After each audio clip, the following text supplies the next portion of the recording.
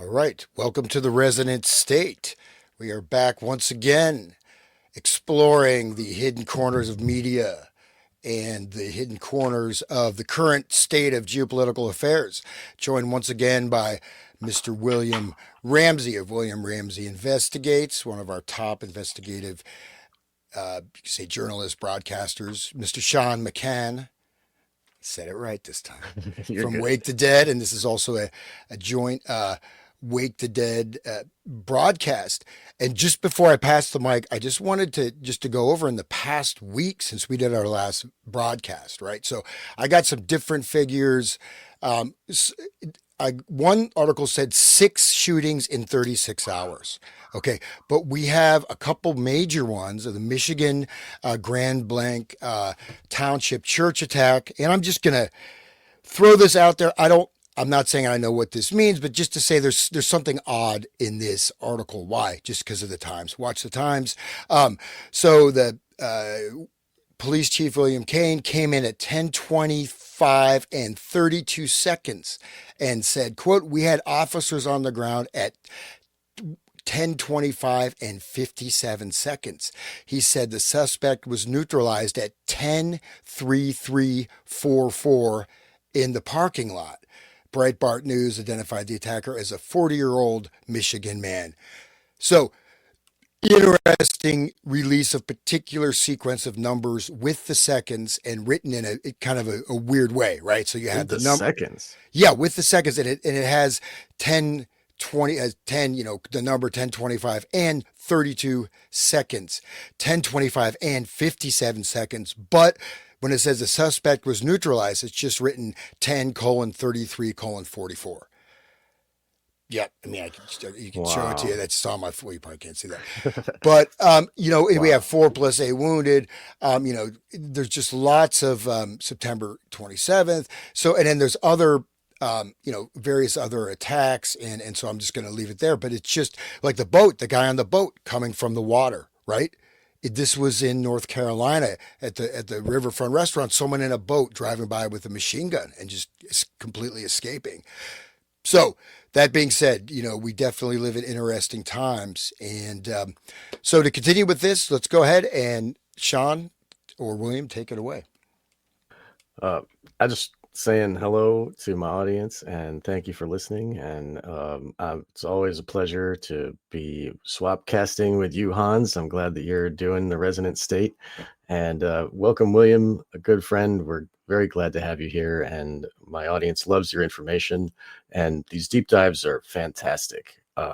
You just had recently a show with Tinfoil Hat, Sam Tripoli, and it was, I mean, you tried to put it all in, but is it like there's not enough time to, it's just so I love these, how we're able, this is part 5 here, and we're really getting into it, into the nitty gritty of everything. And that's my favorite kind of podcast. So thank you, William.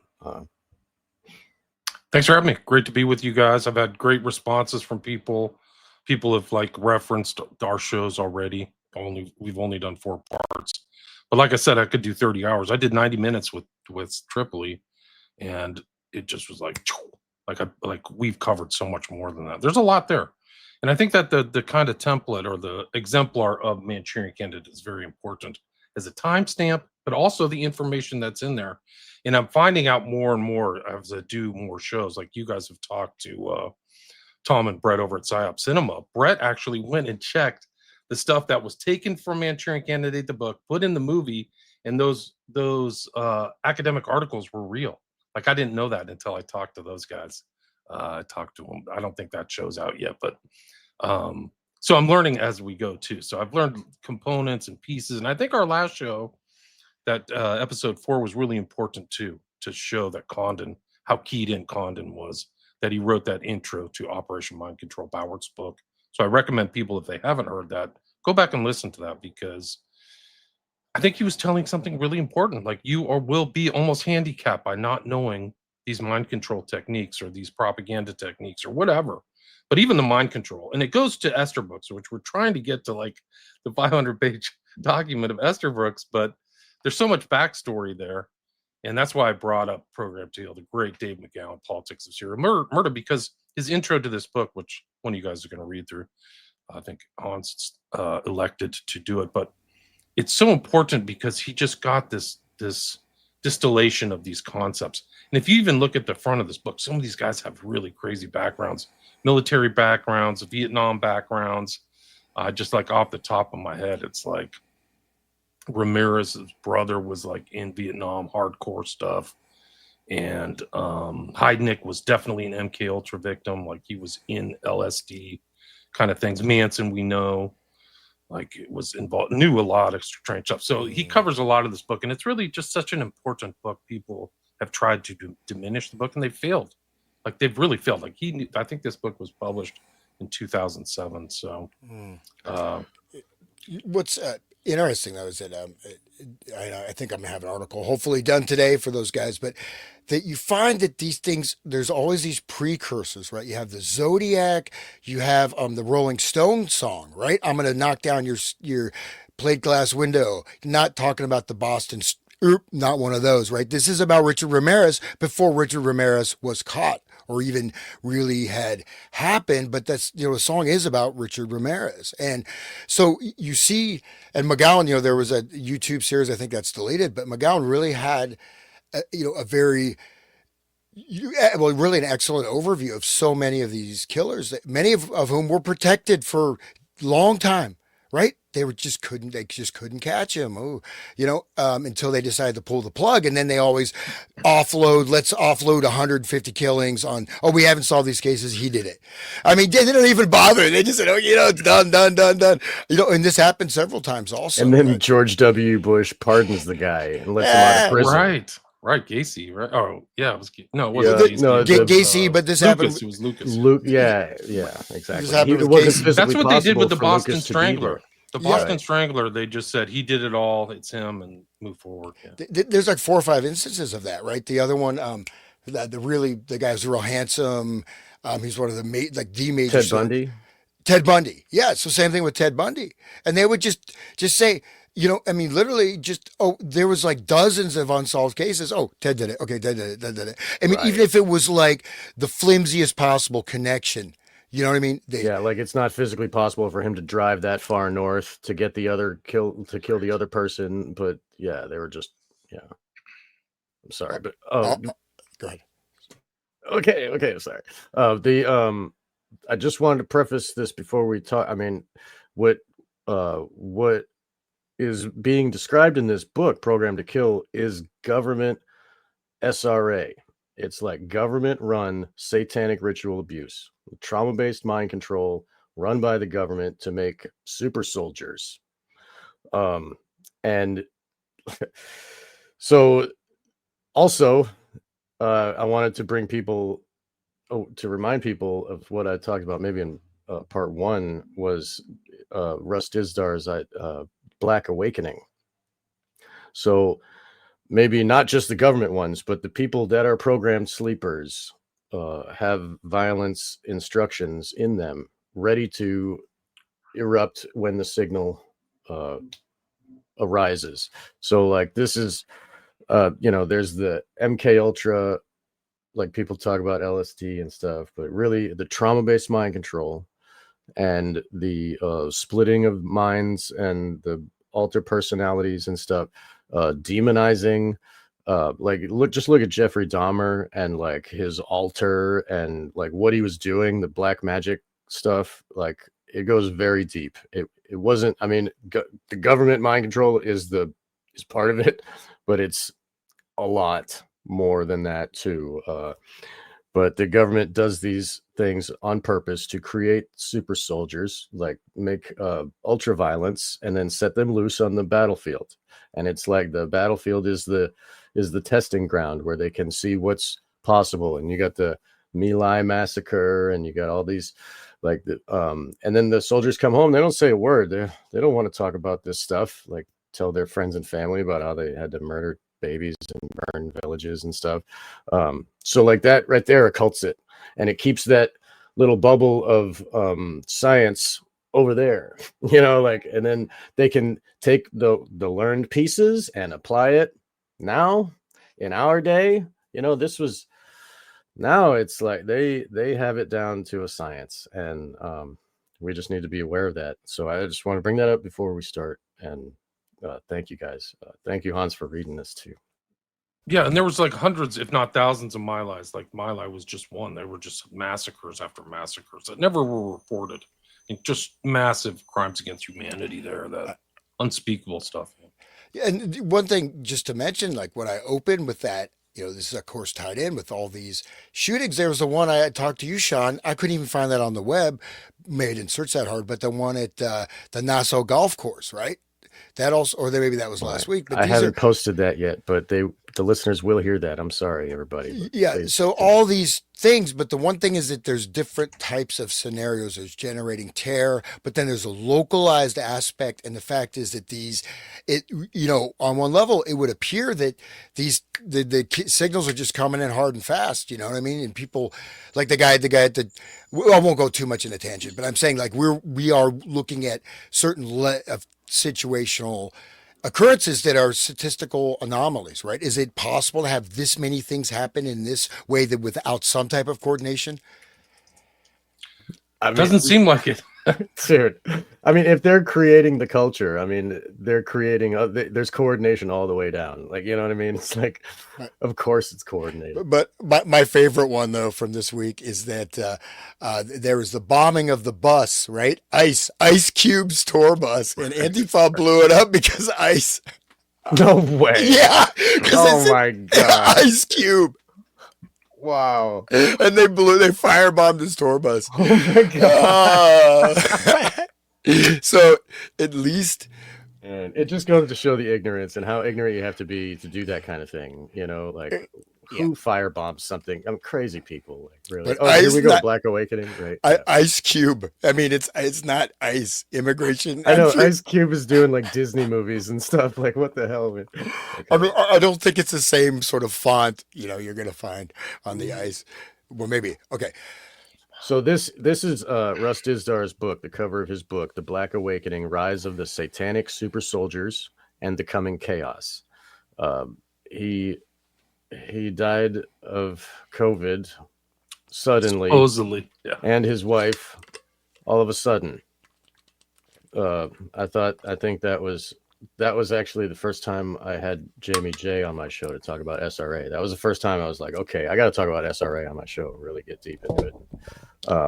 I have a signed copy of this book. He sent me a signed copy somewhere in my old libraries. Yeah, that guy's great. I think he was killed. I think he was killed by the government. Me too. He and his wife and Rob Skiba, like they were killed by they were executed by a weaponized hospital system. I don't think there's any question about it. Yeah, the Biden administration was super dark, bro. You want to talk about chaos and Black Awakening? Like get you into hospital and kill you. Like, yeah, look we know Cuomo. These pills are poisonous. Have some. Yeah. Have some REM death is near. Run death is near. Like literally, Skiba's like, don't get me in the hospital, and don't give me any pills. And that's what they did. Put him on that breathing apparatus. He was gone. Young, healthy guy. So rest in peace, guys. Yeah, they can target you guys if you don't think you can be targeted, or they can find background out of you. You're very naive. They can just pull up your social security number, do background check. Figure if you're like a Christian, like these guys are pretty ardent Christians, and the Biden administration was anti-Christian. So like, why not just get rid of them? Like we'll just call it a medical accident. Well, it clears them out of the way for the next thing. They didn't want his voice to be going while the Black Awakening was actually happening. Absolutely, they wanted to get him out of the way, just like they got rid of the guy that made the PCR tests right before the Mullins Kerry Mullins. Yeah. And like, so just like they got rid of Kubrick right before 2001, I mean, if that happened, I don't know. But I mean, Dizdar was super keyed into the stuff we're covering right now. Yes. Well, he was speaking. He was on the ground though. Yeah. He wasn't just researching. I mean, he was traveling around the country, right? He was going to the heart of this stuff. He was trying to save children. I think he was where you guys were. Like he was from Ohio. Yeah. Ohio, Pennsylvania. Yeah, exactly. Akron actually, which is like right near me. But yeah, like, and he would travel into Pennsylvania, and he would work with the police forces. He was a police chaplain, and he would teach them about dark occultism and what to look for and how to spot it. And they would bring him in to speak with suspects of crimes that are demonized, and the demons would show up and start speaking fluent German, talking about the cult of the Black Flame and how they are gonna gather the armies of the world to fight Jesus, like when the apocalypse comes, and but basically it's the creation of the one world order by making chaos all over the planet, and then having one person to be able to squash that chaos, and then that will be the new king, and everybody will be like, yay, we love you, just like what Machiavelli would say like a long time ago, or what the guy who started the Illuminati in 1776. Adam Weishaupt. Weishaupt, right? Yeah, you got to make them want you to be the leader. You can't just fight and kill the leader and become leader.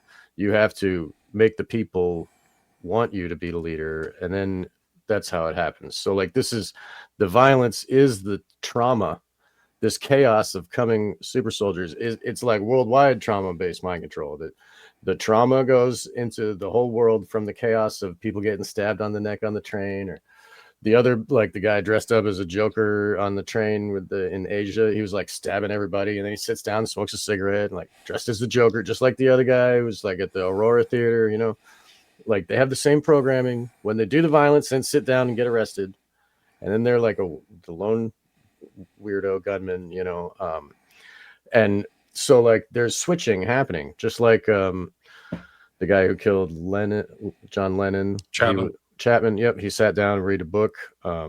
And the guy who did the Aurora shooting went to his car and waited. He just sat there and waited. Like after a horrific series of murders, right? Yes. It's just like a lot of them are programmed to shoot themselves too. But go ahead, please. Yep. It's just like what they put in Manchurian Candidate. Exactly. That's what I was bringing it to. Yes. It's a perfect weapon. He has no knowledge of events. They're copying Esther Brooks, I think, because we're going to see, once we can get to Esther Brooks, you're going to see that that's what Esther Brooks is talking about. Exactly. And the fact that the Boart thing and Condon with the broken legs of the clown, the Grok thing, that's trauma to change the person into a more usable tool for whatever, in this case be a clown, which is kind of a funny metaphor for being in government or something, like it's like to do the illusion and to dance for others, but anyway, like that right there is like directly, hey dude, it's crippling you and cripples your mind, and it makes you broken, and then the broken self afterward is easily manipulated, is like fits into the society properly, you know what I mean? If you look at the beginning of Brave New World, they like traumatize the kids so that they can fit in the society when they get older. Like they show them a rose and they go to sniff the rose, and then they spray them with this poisonous gas, and it's like, ugh. So every time they associate a rose with the gas, and so it's like reprogramming the God created child to fit into the satanic world. It's like refiguring the mind to like fit into follow orders and accept the death cult. This is a website. I didn't give this guy permission to put stuff, but you can listen to Russ Dizdar and me drone on. I'll put a link to the show notes to that's great. I want to Kingdom Production. That. They've ripped this really fast, man. This is 8 days ago. I didn't get this guy guys, the copyright stuff that's happened to me is yeah. This is just a straight rip. I don't know what talk this is. And join members only, so he's got it behind his paywall. Wow. Money off me, that happened to me, dude. It's like behind. It just goes to show how smart you are, William. Very good job. I mean, Kingdom Productions. Yeah, Pastor Jeremy. He's a Christian pastor. Oh man, he's stealing. He's taking money off of me, dude. It's Pastor Jeremy. Just Jesus. Repent. Yeah, repent now. Yeah. You can this and pay me. You can repent. Don't steal, but anyway, whatever. Anyway, the Russ Dizdar stuff is still out there. That's God bless Russ Dizdar. God bless you. Bless your memory. Yeah. If people don't know this cover of Program to Kill pretty graphic, but it's actually a real occult crime that happened in San Francisco, where somebody literally drew, like an occultist drew a pentagram on some dude's chest with a knife. That's what that is. So it's a satanic crime. But I'd rather not just show that. It's pretty dark. Yeah. Thanks. All right. You want me to get started here? Yeah, Maybe? sure. Yeah, Okay, please. great. Yeah, so I'll go ahead and I will begin to read this. And just before I start, to remember, William, we did those shows on, or you did the shows on Catcher in the Rye, right? So that book coming out of the OSS, okay, coming out of the group foundationally that generated the entire from the whole Macy conference, Stanford Research Institute, all this stuff, right? All these guys came out of the precursor to the CIA and this book. So just to recall, you said that people stop, they do a killing, they're there reading a book, they're sitting in the car. And of course, Catcher in the Rye, one thing we talked about in the show, he is totally dissociated. Right? He cannot perceive anything in the world unless it's going through. Dissociate means he's going through his own filter. He's just, you could say it's egocentric, but it's a dissociative state, is it not? I mean, it's worse than that, Hans. He like loses his time connection to time. Oh, yeah. And it's shown there in those last chapters. The subtext of that book, he's going more and more insane. And you can see him having conversations where his time lapse, and that's another symptom or another aspect of some of these people who've been tampered with, is they lose the capacity to relate to time normally. And that's what happens to Holden Caulfield. So that's because the switching. So like with the front self is experiencing time up until 5:20 p.m. or whatever, and then the other one comes in, and then so when the front personality comes back, that's just a blackout. It does not have that information. That is stored in a different part of the brain. So like when they try to remember stuff, a lot of that's a big clue for people that have been abused with SRA is a lot of missing time, and they can't, what the hell? I don't understand why I don't remember that. But it's like a defense mechanism for your brain to maintain sanity because of the horrifying abuse. That's certainly part of it, but another part is that there is a world, this mental space, right? You could say that's taken outside of time, right? So this sort of traumatic programming garden, or these loops, right? Holden Caulfield talking about the geese, things like that. So this shows he's circling around. He's like, there's that great book on mind control, movie, right? Kids movie, I Am the Cheese. You guys familiar with that? Oh my gosh. I saw this when I was in school. So this I Am the Cheese is deep. This kid is living in this village, biking around in a circle, meeting different people. He's under mind control. It turns out that his father was probably assassinated, and he's put here and just riding his bicycle. And it's a kid's book. He's riding his bicycle around this thing, and it's total MK stuff. Okay. And it's like, but that's another level of that, not just the missing time, but being in the cybernetic loop. So look at this kid. Think about a cheese is in a mousetrap. So like that's the honeypot of the pedos is that kid right there. Like, if just think about the Rainbow Room and the Glass Room and where they do the Epstein, where they do the filming, maybe that kid is like going around being the local hooker boy, I don't know. I'm sorry. I got a sick mind, I guess. I've been way too into this shit for a while. The world is it's crazy. Like, just like the intro to this, there's more and more of these crazy shootings. And that's another thing. See, in a sense, you're looking at a cybernetic system implementation within individual and aggregate collective groupings of consciousness. Back to Norbert Wiener, Hans, like we talked about in prior shows. Yeah. So, and I think they're all sort of interlocked in this way. But yeah, this is something really interesting. I think we want to connect with this. I had done some stuff on this before, but with the movie and the book is really like, it is deep. It's intense. It is exactly, like that state of being in this conditioned reflex, because in a sense, that's where the dissociative state is. They're going back outside of time, right? They're essentially living in this permanently disconnected state. Okay, and I can stop there. I'll start with like a solipsism, disconnection from time, like an own little bubble kind of thing. Is that what you mean? Well, they've been inserted. This can be a completely constructed narrative stream, like a whole life process, and you think you're actually moving forward. And so at one level, you can say the psychological, right?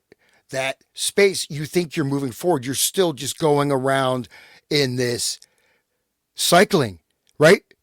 In this thing, because in a sense, and this is also how you're able to threaten that space, can create cognitive dissonance, whatever. And again, it's going to be mostly unconscious, but definitely Right. look into that. Programmed to be in the cul-de-sac and keep spinning around. It's a narrative. So this is I've seen this. People saying, my neighbor has a sign: live the best story you can. We got to change our story. I've been talking about this since my PhD dissertation. Narrative structuring of reality. It is the narrative structuring of consciousness, and is this formulation that creates what actually is entered into your mind as you perceive consciously. This is the filter. This can be changed, of course, but this is your narrative structure, in a sense, will filter your reality. Okay, and it will filter it in that you won't even see or hear certain things, because it is blocked out of consciousness, because it's considered not to be important, or it's whatever. It's amazing how that we can be programmed like that. It's holy crap, dude. We're in like the most intense like mind control thing in world history, like the humanity, Americans in particular.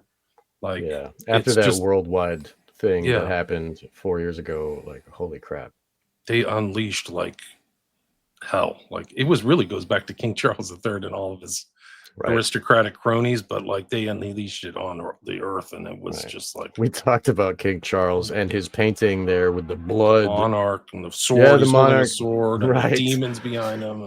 Dude, the blood just right there, that deep red blood. It's just like the whole thing is covered in blood, and it's just, and he's there proud, standing in all the blood. Like, what is that really talking about? Like, he's there for the culling.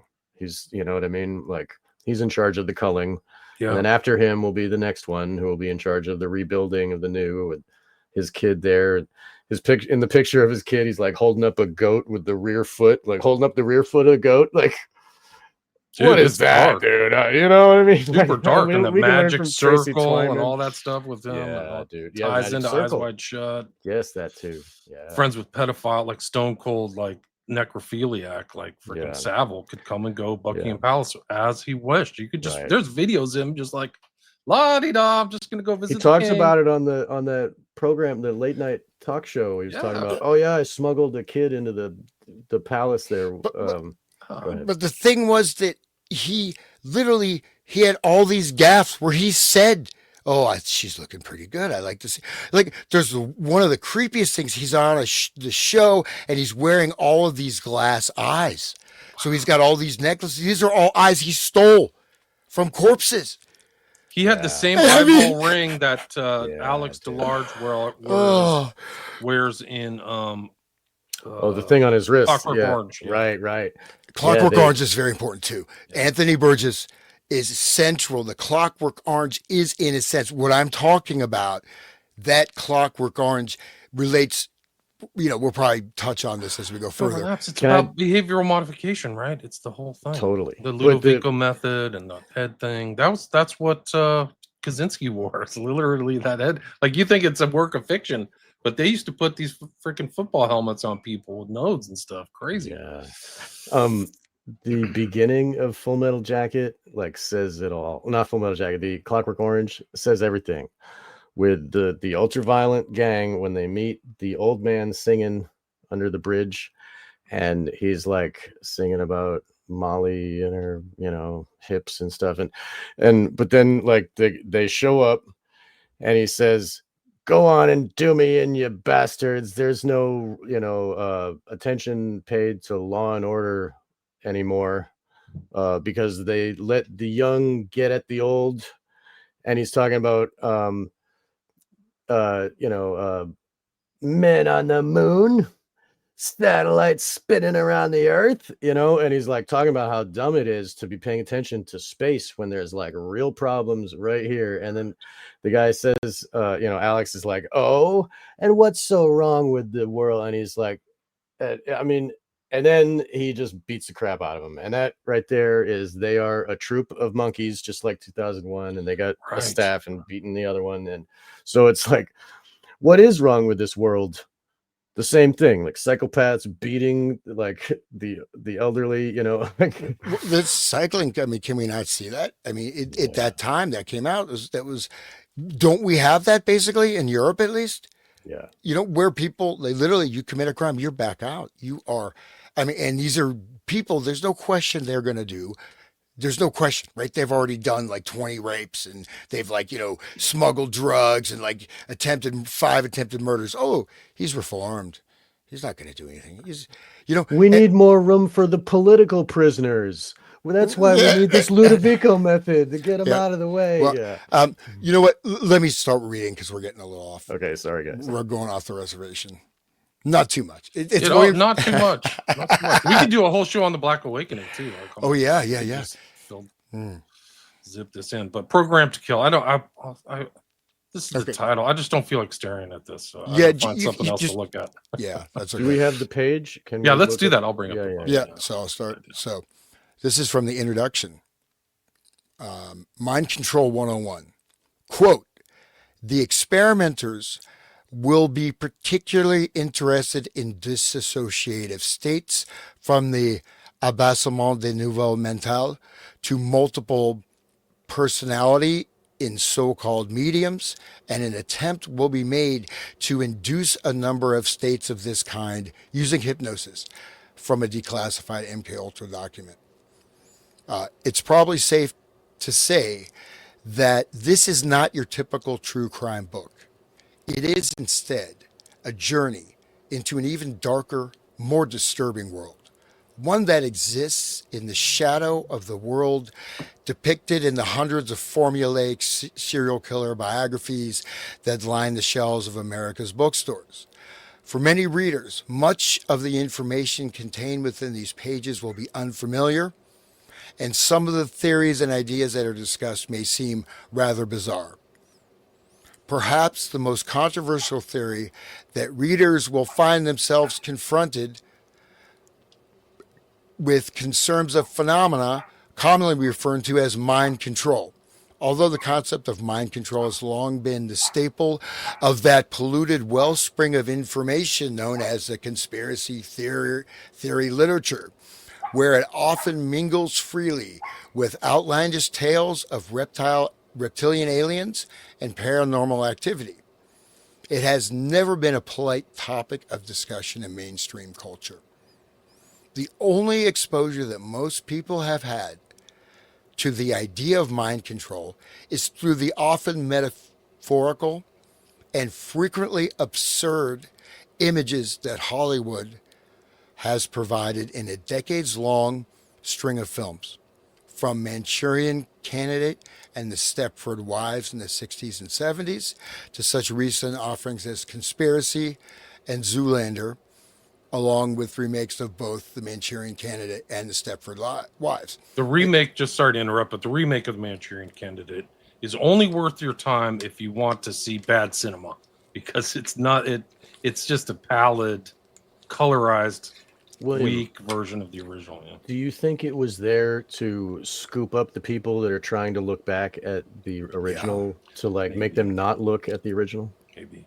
It's from 2004. I'm just thinking, when Hollywood creates a historical thing, like say Pearl Harbor, they're rewriting a new narrative, and just like history books type of thing, It's under the Bush administration, so you have to see this overarching thing of mind control from Dulles to Helms to Bush Senior to his son. Like, this is all part of this historical thing. So your comment, I think, is very apt. Like, I think you're right. I think that it's like, okay, we're going to make this, but we're going to take out all the references to historical literature and actual visual stuff and turn this different. They do have kind of a handler. He has a handler, but it's not it's not even close to being as clever as the original 62 one. No way. And it's not. It's they didn't do Condon's book. They did all this stuff. They added new things like implants and stuff. So like they're implanted, which is actually kind of a distraction from what's going on, because even I'm not saying these people aren't implanted, but I'm saying that these people are the real ones are conditioned. They're conditioned through hypnosis, drugs, and torture. So it's kind of like a distraction. So yeah, I think you're right. Well, Well, we're- it is important to understand is that the research on. I think the AI is going crazy or whatever. Might enhance my appearance. No, but basically the use of like a frequency range stuff was their research was ongoing. It's not like they just, they were doing studies on that in the 40s and 50s. You know what I mean? There was now the maybe the technology wasn't as as good, but just with a direct frequency or other types of things, right? Of stimulus they have effects. they have sound weapons for crowd control that makes you puke. The police have that ability now. They just used it in Serbia. They used something. You See? literally can see the crowd just split, like Wow. the splitting of the Red Sea or something. Yeah, Let me see if I can find that video. real quick, while we're talking about movies and we're talking about Program to Kill, I just wanted to bring up Jacob's Ladder. That whole thing of like, is it real reality? Is it in his mind? What is he experiencing? Are they demons? Like that whole thing. And the government experiments with not normal LSD. It was like BZ, which was like a real type of LSD to create like mood changes and like turn them ultra violent. And I don't know if that actually happened, the incident, but these people in the movie, they were dosed in their food, and then they just started killing each other and ripping each other apart like monkeys, like tearing the faces off of each other, like total ultra violence. And then the government was just like, oh, they were killed in some operation. Whoops. And then one guy supposedly survived or whatever, and he's experiencing and he's trying to figure out what happened to my brain. Jacob's Ladder is very insightful for people that are diving into this type of research. Well, he's also in this alternate like universe, right? I mean, he's Yes. definitely an alternative. My camera started moving by itself. I don't know why. It's It's a little weird, just kind of moving up and down. But But yeah, yes, he was in an alternate reality. yeah, it His was. experience was totally manipulated, controlled, maybe. And there was his handler was like cracking his bones, and then he was getting more flashes. Like, there's a lot to it. That's what I would, maybe one degree of what I was trying to talk about. It's a little abstract, combining all these things, but that kind of the space he was in, right? I mean, that's go, yeah. Anyways, kind of. So this is the crowd with using the sound weapon that you're talking about, William? Exactly. Watch, listen.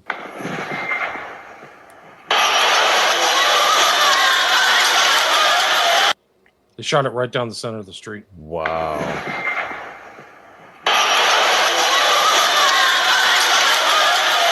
It worked. Wow. Yeah. If they can control our biological processes like that from a distance, I mean, Imagine holy what else they crap. can do. Yeah. Imagine. Well, they're not necessarily. This is not necessarily a control mechanism as an offensive mechanism. Right? I'm just saying, like, it makes you feel like you want to puke. It's like controlling your body so that you will involuntarily regurgitate. You know what I mean? And to avoid that, people move. So well, that's no, what I'm saying. well, it's operating directly on the, it's operating on the brainstem and on the brain itself and on the whole frequency, and also Exactly. the body too. But so that, Yes. that's, but I mean, but it's, so there's a lot, but there's ranges of things that can have impacts and influence, and they can seem to be very, relatively speaking, subtle, right? What I'm saying, but you can create a state of, anger, right? We were just talking about that BZ. That's another thing. You can generate a state of irritation, a state of little bit, doesn't have to, depending on the level that people are at, right? Someone like me, it's not going to affect me because I'm completely calm all the time. But Right, you're hiding in your bathtub, right? no, man, I'm just kidding. I'm kidding. no, well, no. What I'm saying is that I've noticed this. Right? I mean, I've noticed it very graphically, actually. And then, of course, people are rude, and then the tendency, like kind of, there's a tendency to react like, "Hey, what are you saying? Whatever. Let's talk Right. back. Come on." There And was to the cashier. What I'm saying is like you get into it, and it builds up. Right. But there can be an initial trigger, can be a frequency just like you saw, but at a much lower gradient. And then people get irritated. People have road rage, anyways, right? There's, yeah, so you know what I mean. And then this generates a collective field also of this particular, right, resonance, because it's a thing. I mean, you walk into there's certain places you walk into it, you feel this is very uncomfortable, or you feel very welcomed, right? Some of these things are also there's just types of senses, right? You can describe it other ways, but it is happening, right? On a level to some degree of the actual oscillatory energies. This is emotions are oscillatory frequencies. They have energies, it's like anything else. Depends. But state of mind, anger, crowd, this is how crowds work, right? This is how birds flying together. So right, so just to say it doesn't, and then one last thing, I'll get back to that, is hypnosis is a whole nother level up. If you have hypnotic command, you can make people run without even using a weapon. You can make people do right. whatever. You can make them cluck like a chicken, and they don't even remember. Anyway, sorry. Okay. Don't forget the footnotes, Hans. Okay. Yeah. Sure. Yeah. Well, I love footnotes. So, okay. Most people are naturally quite skeptical of the notion that someone's thoughts and actions can be controlled by unseen actors, particularly in Western culture, where the idea of free will is firmly indoctrinated. Theories of mind control are inimical to the omnipresent mantra that we are all responsible for our own actions. It is quite likely then that scenarios involving mind controlled killers, whether assassins like Lee Harvey Oswald or Sirhan, or serial killers like Henry Lee Lucas or Charles Manson, will be summarily dismissed by many readers. Skeptics, though, should bear in mind that, contrary to perceptions, mind control is not a fictional creation of novelists and Hollywood screenwriters. To the contrary, there exists a substantial paper trail establishing that the U.S. intelligence community has devoted a vast amount of both human and financial resources over a period of several decades to the study of mind control. Along the way, luminaries of numerous social sciences have been recruited and co-opted. Can you repeat that sentence? Along the way, luminaries of numerous social sciences have been recruited and co-opted. So that's it. So these people think these guys are like the head, like kingpins of this thought. They're not. So all these, really bright guys like Jolly and West, people call him like this evil creature, which it's like a Dr. Jekyll, Mr. Hyde. He was recruited. Guy's totally brilliant. There's no question about it. Or some of these other people, but Ewan Cameron was like, I mean, he was, the face of the American or the World Psychiatric Association. Like, and people loved him. He was this very, Scotch, whatever, charismatic guy. So all that stuff but it was going on, and obviously people did know about it to some extent, but he was doing. I mean, that's pretty amazing. Like, he was a luminary, right? He was like, the top, and now people know him as right what he was doing with these horrible experimentations. But Strain all urine. That picture of the kid, like the dude. How could he be a hero? Like, he's torturing people. But no, yeah.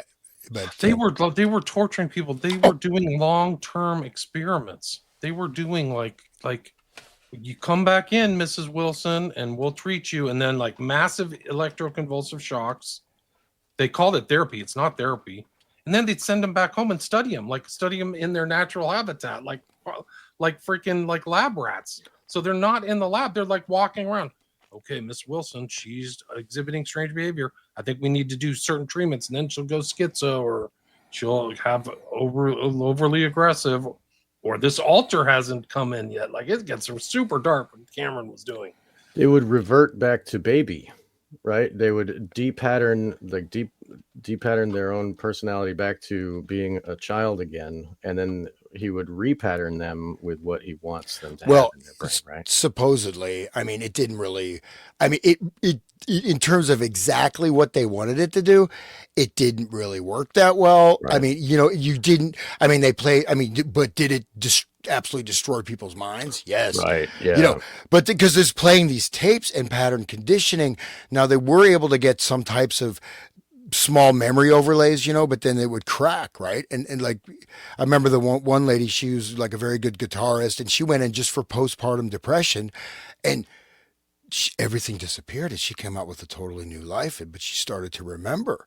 But it's like, I mean, that was just, Is she the one that wrote the book? I think there was one of his victims wrote a book, a female. Well, I had one of the victims' daughters come in. Her name was Elizabeth Nixon, so you can listen to that on my podcast. But like, she said her mom put her brain back together. She had to actively, do things, eat well, and repattern her brain. Like they really just like after a stroke, right? After part like of your that. brain is dead, like it has to yeah, dude. And there was another book called Father, Son, and CIA by Harvey Weinstein. Not that Harvey Weinstein, Dr. Harvey Weinstein, where his father got the treatment too. So there's a lot of stories out there. Yeah. Okay. So I'll just continue here. About ready to hit that footnote. But that's luminaries, right? And social science. This is also very, very important, right? Social. We don't really think about what social science. This is a whole field with many, many, subsections. So it's important to remember that we think about all this high tech research and this and that, but a lot of the real sort of understanding stuff was coming from the social science field. Certain social science. But anyways, continuing, detailing all the techniques and procedures that have received attention from the Central Intelligence Agency and its brethren is unfortunately well beyond the scope of this book. Footnote 2, all the following books focus directly or indirectly on CIA-sponsored mind control research. Jose M. Delgado's Physical Control of the Mind, Harper and Row, 1969. Donald Bain, The Control of Candy Jones, Playboy Press, 1976. Walter Boert, Operation Mind Control, Dell Publishing, 1978. Peter Watson, War on the Mind, Hutchinson, 1978. Peter Schrag, Mind Control, Pantheon, 1978. John Marks, The Search for the Manchurian Candidate, Times Books, 1979. Martin Lee and Bruce Shalin, Acid Dreams, Grove Press, 1985. And Gordon Thomas, Journey into Madness, 1989. All these titles contain pieces of the puzzle, but all containing varying amounts of disinformation, as do more recent titles. That's great right there. Holy crap. All of those books are so important. Yeah, they really But are. also varying amounts of disinformation. That's interesting. Little side note. Do you want me to just finish this page, or you guys? It goes into. I'll just keep going. Okay. Please, thank you. Okay. It is possible, however, to provide a rough sketch of what mind control really is. A sketch that will, it is hoped, help demystify a phenomena that is not, as it turns out, nearly so esoteric as it may first appear to be. The basic methodology of mind control was revealed many decades ago by George Estabrooks, a prominent psychologist hypnotist who worked under contract to American intelligence agencies. In his book, Hypnotism, first published in 1943, Estabrooks teased his audience by noting that the intelligent reader will sense that there is much more is withheld than has been told. You just cannot, like, how important McGowan is. Like, he keyed into really the most important person.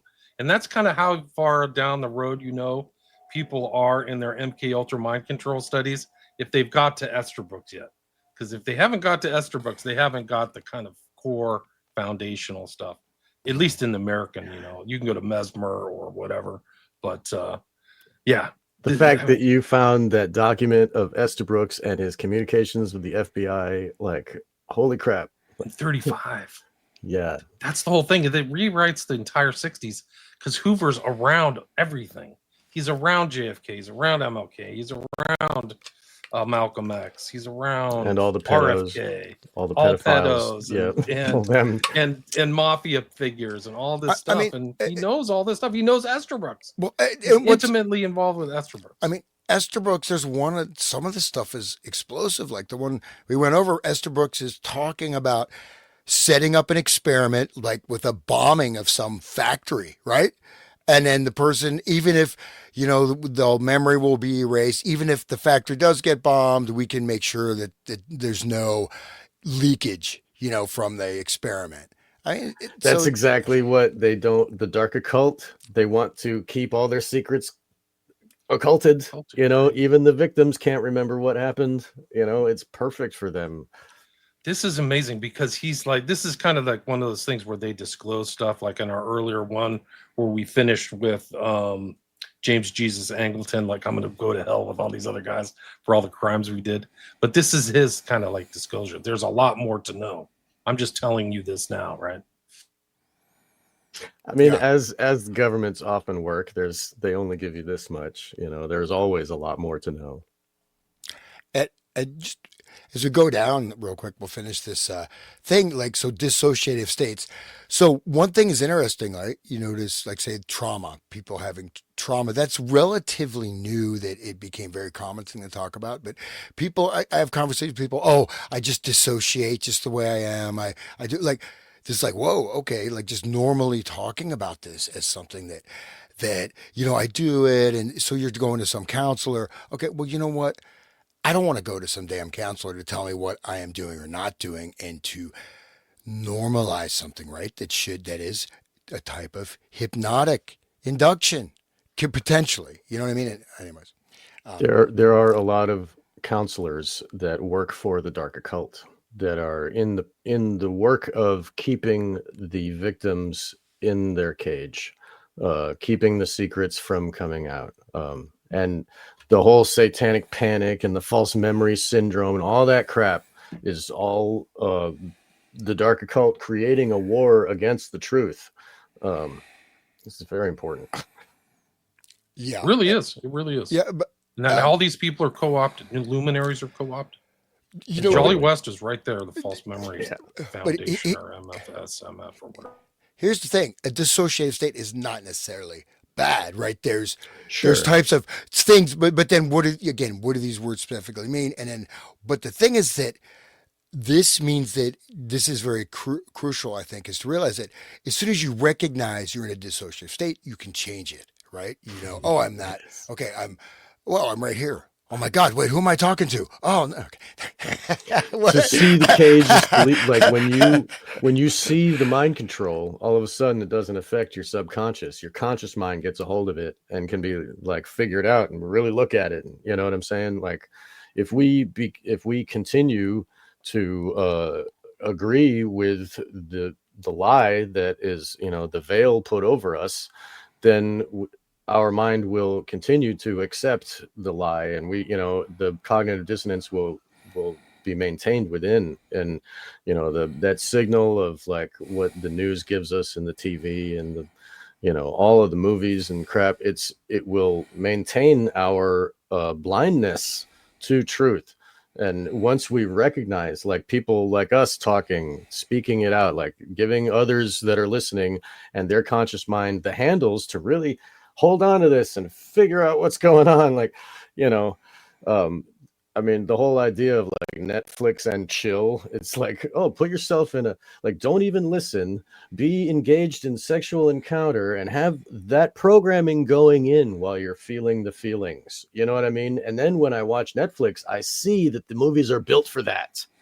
The things that they say, and there's certain moments when, okay, this is when the effing happens. And, it's really interesting how they build it to be put in the subconscious, because people aren't watching these movies. They crank out these crap, like, Well, you you know know what I what? mean? Go The ahead. thing is that you're right, because the thing is you get these series that, some of them, I mean, like I watched one, it was like the best in the country, the detective, he's a forest officer that's like this hardcore detective dude, and just he's like really surly, but then at the ending of it was just like, come on, man, I just wasted They my time. always do that. And it's Yep. like, dude, this is just, come on. I mean, just, Yep. and then They it's, drag you down this cul-de-sac where you oh, waste all this time just trying to but, figure out what they're going to tell you, and then oh, at the end it's like an oh, empty nothing. dude, one thing I brought that up, that was just that was a weird mental connection. But this show, I think it's called something Mountain, whatever. It's on Netflix. You can find it. I remember the name. But anyways, this guy, it starts out he's talking to his son all the time. He goes by this lake and he talks to his son. As you go through the series, you find out, well, his son is actually dead. And he had a mental breakdown after his son died. So he's talking to this ghost of his son that is not, but it's not foregrounded, right? It's just there as kind of part of the story. And then he's always thinking about killing himself and this and that. So this is, you watch that, and then the end is some kind of half-ass, or where the guy, the police captain, commits suicide, shoots himself in the head because he was the one who had murdered this person. Like, there you go. Dude. There's your So little mind control programming as you assess, and you just wasted your time. But even though there's some great production, but then it's like the poison pill, man. speaking of poison pill, this very well said. Think about all of the people watching that are on pharmaceuticals, where Oh, the side effects is suicidal ideation. And then they watch the TV that says suicide's a great idea. Don't you miss your kid? Oh, this hell do we live? Is such, you know what I'm saying? well, now they have the friggin' ads. That's why I hate it. Like I'm paying Yeah. for it, and then Netflix, like every second, here's another ad. Here's another ad. Oh Sometimes, yeah, dude. unless the movie just sucks ass. But there's a great movie called like Zandox, starring Sean Connery as this dude who's in this giant flying head that That's not flies. Zardos. Zardos. Zardoz. Yeah. Zardoz. That's a Yeah, great. yeah, That's an yeah, awesome yeah, movie. yeah. But no, uh, what I'm saying though is that this, like with these pharmaceutical ads, let's add this as a factor, right? Think about that, yeah, because these ads, like, oh, now, since I got, I got whatever skin condition, I'm feeling shy, my life shut down. Now I'm feeling great, and I'm Right. meeting all my friends. It said side effects include paranoia, delusionary thoughts, extreme violence, Yeah. lost. Homicidal ideation. Like, whoa, dude. It's like, holy And then crap. it's like do celebrate life again. Celebrate. Yeah, It's like, dude. so Whoa. how dissociated you have to be not to catch those friggin' warnings? But Right. people don't, obviously, or else they wouldn't run the ads. But Yeah. it gives it double power because the person is deliberately, blocking that out. It's going subconscious, and they know Right. exactly what that shit is going to do to them. Yeah, how can you not? But it's And it's not going like built with, like, the Prozac is made with like mostly fluoride. The Yeah, it's molecule fluoride. is fluoride. Yeah. It's the same shit they've been doing since, the World War II. Before that, with in Russia, with the, like, it is mind control. They knew about pharmaceutical mind control way back then, and they're continuing. Okay, they can't give us fluoride in the water anymore because these, the truth is coming out. Well, that's okay. We'll just convince them to eat it themselves via Prozac, and They'll be in a fugue state. That's the whole thing. There's no highs and lows. You're just right. in like a Yeah. easily more hypnotizable state. Hey, Well- give them some mind control drugs and sit them in front of a TV and blink at them for like but the blink rate's like do do do do. well, no, but I mean, there is the blinking thing. between ads and stuff. You're just like done. Man. So we can be, of course, The compassionate. Ludovico method, right? Yeah, I don't know why people watch TV, Well, man. people I was are- watching a football game yesterday, and I was like, "This is half ads, and they're just flashing lights. It's just totally crazy." Yeah. Wow. Mind control. This photic driving is the first thing that was studied was strobic effects. Okay, so like Brian Grissom, the Dream Machine, that was just based on this other research on using, again, photic driving. the first research was with flashing lights, right? Different patterns, different rhythms of light, and being able to directly trigger, right? It's the optical cortex with the, light. It has these, you know what I mean? So this was the initial thing. Um, Okay. Alex Gray promotes a thing where you sit under it and it shines lights at you, blinking lights, and it induces a DMT-like state where there's no drugs, but the Well, light creates that in your brain. I mean, I built a dream machine, right? I built Of that. course you did. But you know what you do? It's like you take like a turntable, right? And then you put like this thing, this like a tube with like different holes to create a pattern, and then you put a light bulb in it, and then you look at it and you're like, wow, Nice. Like that a sucks. little like at a dance, the ball of what do you call that thing? The mirrored ball when you shine the lights and it shows little specks of light kind of dancing everywhere. It makes you. It makes you. I mean, it does Disco put you in a ball. trance. Right. It Yeah, right. can put you into a trance, but to what extent? Also, this is like it's a hypnotic trance. Doesn't mean it's not good or bad to do, but it is. You are, but to think that this is a power. Anyways, go ahead, William. It's There's the funny. dream machine right there. If people are watching this, you can see guys sending burrows. So everyone, like our ears are one way they can access our brains, and our eyes are another way, and the trauma to our body is another way. Like these are all access points for them, and we are unaware that it's even possible. It's really. And then we have this TV in our house which like shines light at us. Like, what is it? What is it really doing to us? Yeah. That's how people end their day with some programming. Go sit But down. It's a science fiction but dystopia that people aren't even aware of. But TV really is extremely highly irritating and basically sucks now. I mean, really, it's like I agreed. I mean, it is. It's like work. Like I think, okay, I'm gonna relax. I'm gonna try to find a movie to watch that doesn't. It's just not garbage. Yeah, And it's just like It's hard. you're not gonna. it's. And I've then, got a then few. you got. I've got a few suggestions for you. Talk to me But on the emails. but dude, almost all the. But here's important to stress: almost all the ads on Netflix are pharmaceuticals. At least whatever I'm watching, it's. And these are like these are like some of them are like 2 minutes and 40 seconds. And these are like infomercials practically. Yeah, you can't skip. Like YouTube does these. Like you can't get away from it. Like you have to click it off in order to not have that programming go in. Like it's really bad, but they hijack your The eyes. guy's the nephew of the guy who wrote the book Propaganda, right? Right, the guy who started Yeah. Netflix is the Netflix nephew is Bernays' of nephew. Bernays. Yeah. Yeah. So, Right. Crazy. okay. It just makes sense. It all makes sense. Like there's no, oh, that's weird. Like if you really ever look into everything always makes sense. And it always comes down to controlling people. Control and mind control. Yes. Okay. Dude, they just bought TikTok so they could just zap people with whatever. Like, Oh, right. they're gonna mind control whatever. Who knows what's going on with TikTok now? Dude. Ugh. Look at what with the Tide Pods and the challenges that the kids do. Oh yeah, Dude, they see like there's like, and it comes into their feed. They don't Right. choose it. It just shows up. And there's like videos of teenagers laughing, ha ha ha. And then there's 3 of them on the video, and the 2 outside jump, or the 2 on either side. There's like 3 in a row, and the 2 on the right and left jump, and then they land, and then the one in the middle jumps, and then the ones on the outside kick his legs out, and his head hits the ground. Kids are like, they're brain dead because of this TikTok challenge. There's another one where, cover yourself in lighter fluid and light yourself on fire.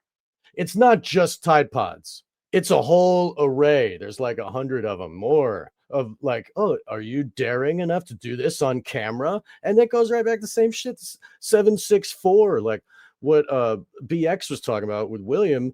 Like these people, these satanic individuals are convincing children to cut themselves, harm themselves on camera. And then they take that video and they trade it with their friend psychopaths. Like, look at what I made this one do. Like, I made her carve my name into her belly. And just to, dude, the sick levels. Holy, I'm sorry, guys. It's gross, but still like, whoa. Yeah. I didn't know that, and I kind of wish I didn't, but I do know. Sorry, man. No, no. I mean, it's important. I mean, the kids see the people laughing and they're like, "Ah, that's funny. I but guess I'll try that." And then it happens. anyways, this is important the way he's going to define a dissociative state. So I'll just continue this and then probably dive in. So I'll read that again. Estabrooks teased his audience by noting that the intelligent reader will sense that much more is withheld than has been told. While this was undoubtedly an accurate assessment, Estabrooks nevertheless did reveal enough to allow an informed reader to construct a reasonably accurate picture of the fundamentals of mind control. The degree to which any given person is susceptible to mind control is a direct function of that person's susceptibility to what are known as dissociative states.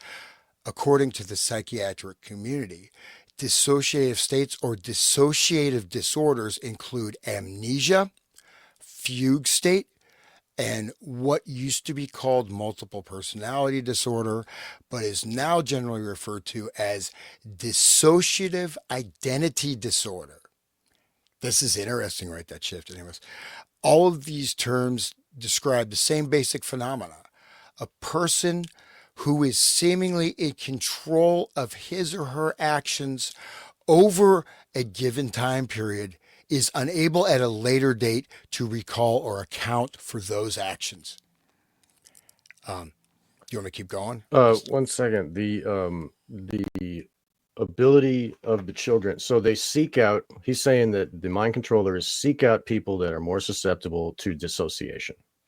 But remember, dissociation, like people, this is a misuse. People say, "Oh, I'm dissociating." No, what you're doing is you're spacing out. Right? You're spacing out. You're right. But that's 1 degree though. That's a degree. But this is, as maybe the actual definition is where you just have, as William said, very important, right? Lost time, lost, right? Whole lost chunks. Is that?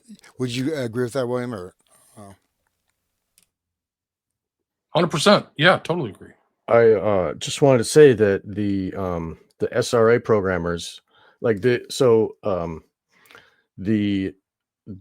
dissociation from the victim is so intense, and that's the perfect dissociation that they get from people like Alice and Eyes Wide Shut or whatever, Perfect Slave, and that right there epigenetically programs her genetics to make a baby that is more apt to dissociate. It is it's a survival mechanism of our genetics to there's fight, flight, or freeze, right? That's how you save yourself. And so freeze is the one they want. And so freeze allows them to do what they want with your body or whatever. So if you're getting attacked by a bear, if you try to fight back, it will really kill you hard. But if you act like you're dead, the bear gets disinterested, okay, and you don't get wounded as much. So it is a way of survival for your body to freeze, so that can be programmed into the offspring of the monarch programmed mother. And so that's why they take the children of the monarch programmed women and they breed them for this purpose, to have babies that will grow up that are immediately already programmed by their genetics to easily dissociate, because that is a genetic trait that can be triggered through epigenetics. Wow. So that, if you it narrows down their pool. They don't have to look through the whole everybody and see who's dissociative. They've already got a stable of women. They can just breed them, and they will understand that each baby will be dissociative. They don't have to go find new ones, because they can program it into. And they torture the baby in the uterus before it even gets born. So that also programs the child to have learned helplessness and to freeze, It's Sorry, specific. guys. I make you speechless Well, here. no, we'll just go to the next paragraph, but this will tie in directly because actually, what that in an extreme sense is just the startle reflex going all the time, right? So that's a that's a reflex, and that can be if that's not if that's going a lot, right? It's going to be happening in your body. Maybe you're not even aware of it. That's it. Anyways, so that's an example of something that could be more extreme as mild. Is it? So let's continue. So as with any category of mental illness, there is no dividing line that separates those who are diagnosed with dissociative disorders from those who are normal. Virtually everyone possesses the ability to experience dissociative states. Many people, for example, are familiar with the phenomena sometimes referred to as driving on autopilot.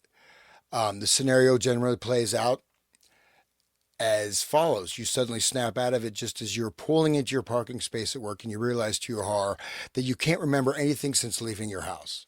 If this has happened to you, then you have experienced being in a dissociative state. In essence, you drove to work while in a fugue state and you later had amnesia. In a similar vein, it could be said that an alter personality, which you had no conscious awareness of, drove you to work. In any case, it is clear that someone piloted your car to work in a safe and reasonable manner. It was someone other than you. I just wanted to bring up also for the normal people out there, their shadow self, the idea of the shadow and this unconscious, that's what takes over when you go into that state driving, just want to say that. So like your shadow self is almost like another you, in that way when you think about it. But again, just be, you can do things, you let your unconscious can completely take care of it.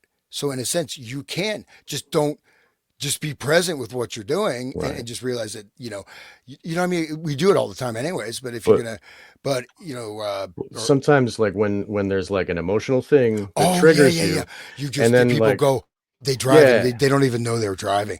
No, absolutely. or that, like, I mean, like, so, I mean, I like when I first started talking about circumcision on my show, like I was triggered and I couldn't talk. My fingers would get like physically, I felt a change in my body. I had to stop talking and walk away because like my body was reacting.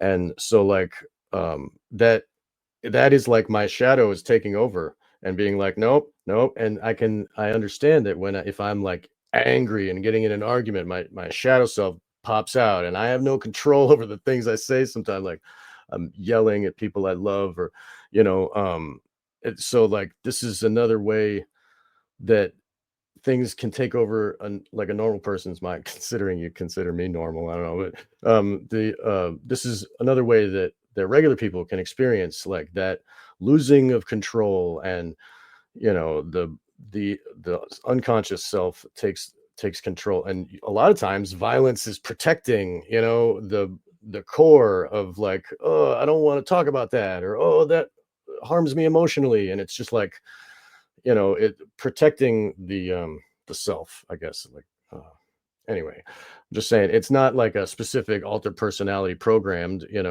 but it is like a mild form of the reaction that a normal human brain has. Well, no, yeah, I mean, you can see that with people say, people always say like, someone drinks and then their personality changes to become this total, and that's like experiencing an. I mean, it is like an alter. It's not, it's not. It's still the same person. It's not that extent, but it is like they go into a different Right. thing, and then anything, it's almost just get out of that person's orbit right now. You know what I mean? Unless you want, you know what I mean? Like some people are like that. You need to.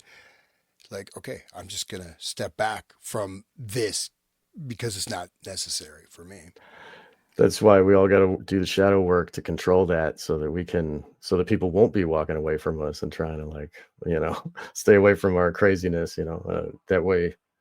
Anyway, we can have the presence of mind to be in the now and to control ourselves completely. And this is great. I'm sorry I keep derailing this, but we're gonna have to break the intro to this into two parts because we've only got 3 pages in. There's 9 pages to go, guys. That's okay with me. That's okay no. This intro, the intros. I'll tell you the truth. I watched those YouTube things on Dave McGowan, And I mean, on Program to Kill, and there were just excerpts.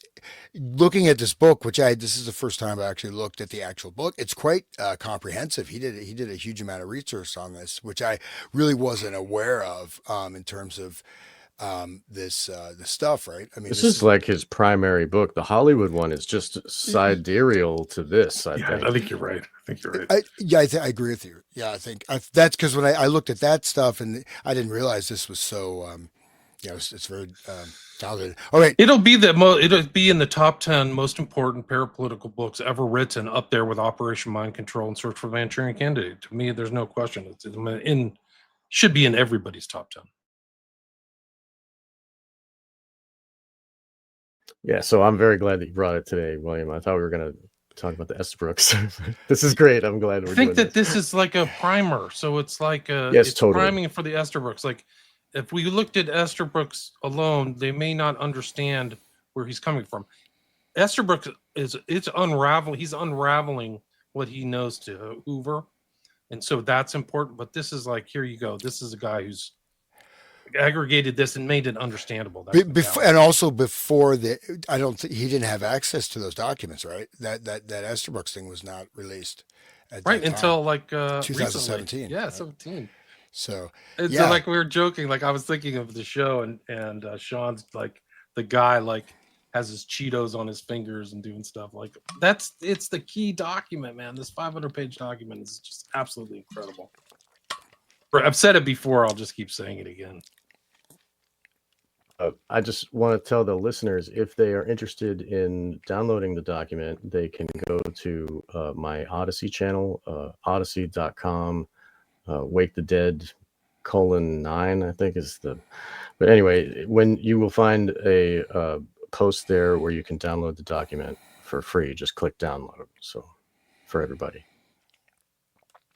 Yeah, and I do want to say that this is painful as it is to really encounter some of these things and think, man, this is really that what you're describing of this self-harm stuff or these challenges and stuff. Like, I'm going to use a Husserl. I kind of want to bracket that because that directly, I mean, shows the impact of this level of high, which, get into further on is, not just like, okay, you space out, you get angry or whatever, but like the deep level stuff. But the stuff that's happening online is an example of like aggregate, right? Grouping, psychological groupings. I mean, lots of people that are going into these, you have to be very extremely out of it to do this stuff. You can't. How could it, you cannot? You're repressing your basic survival instincts. You know what I mean? On a fucking biological level. Sorry to swear. So, but this is the ground. This is the ground where things like that can also, arise from. Yeah, Full Metal Jacket is another movie that people should know about, with the programming of the mind on the regular youth to make them killers. That's what that movie is. And just holy crap. Like the guy in the helicopter at exactly 1 hour, he's like shooting at the helicopter. I got 150 confirmed kills and 50 buffalo. Those are all confirmed. I'm so good. Like, that's the epitome of what they wanted. What the mind control was creating out of these youth was a total psychopath. That's why there's boot camp. People may not know, they put people in World War I, and they found out some of the guys would go to the front and not shoot. So they studied, why are they going to the front and not shooting? And they weren't primed to kill yet. So that's why there's boot camp, is to totally dehumanize them and turn them into killers. Yeah. Right. And it starts with Mickey Mouse, and they all sing the Mickey Mouse Club song, the programming from the TV. And sorry, but anyway, it's all programming, the whole thing. Well, think about all those shows. Like, I mean, this is where, like, if you go back to when you were a little kid, right? Whatever, like little kids, like Barney the dinosaur, the purple dinosaur dude. Yeah. I think I've got an emotional connection with Barney, man. Oh my God. Okay. But no, this is, these are impacts and influences. And I'll go ahead and if you don't mind, I'll just read these next two paragraphs. I think it'll exactly tie into what both of you just mentioned. So, just continuing, many people are also familiar with another common example of a dissociated state. You are deep in thought, oblivious to everything around you, possibly working on the solution to one of the world's great mysteries, when suddenly your silent meditation is interrupted, perhaps by an unexpected noise or by someone calling your name or tapping your shoulder. As you snap out of it, you suddenly realize, much to your dismay, that you cannot remember what it was that you were so deep in thought about just moments before. It kind of reminds me of being married. No, I'm just kidding.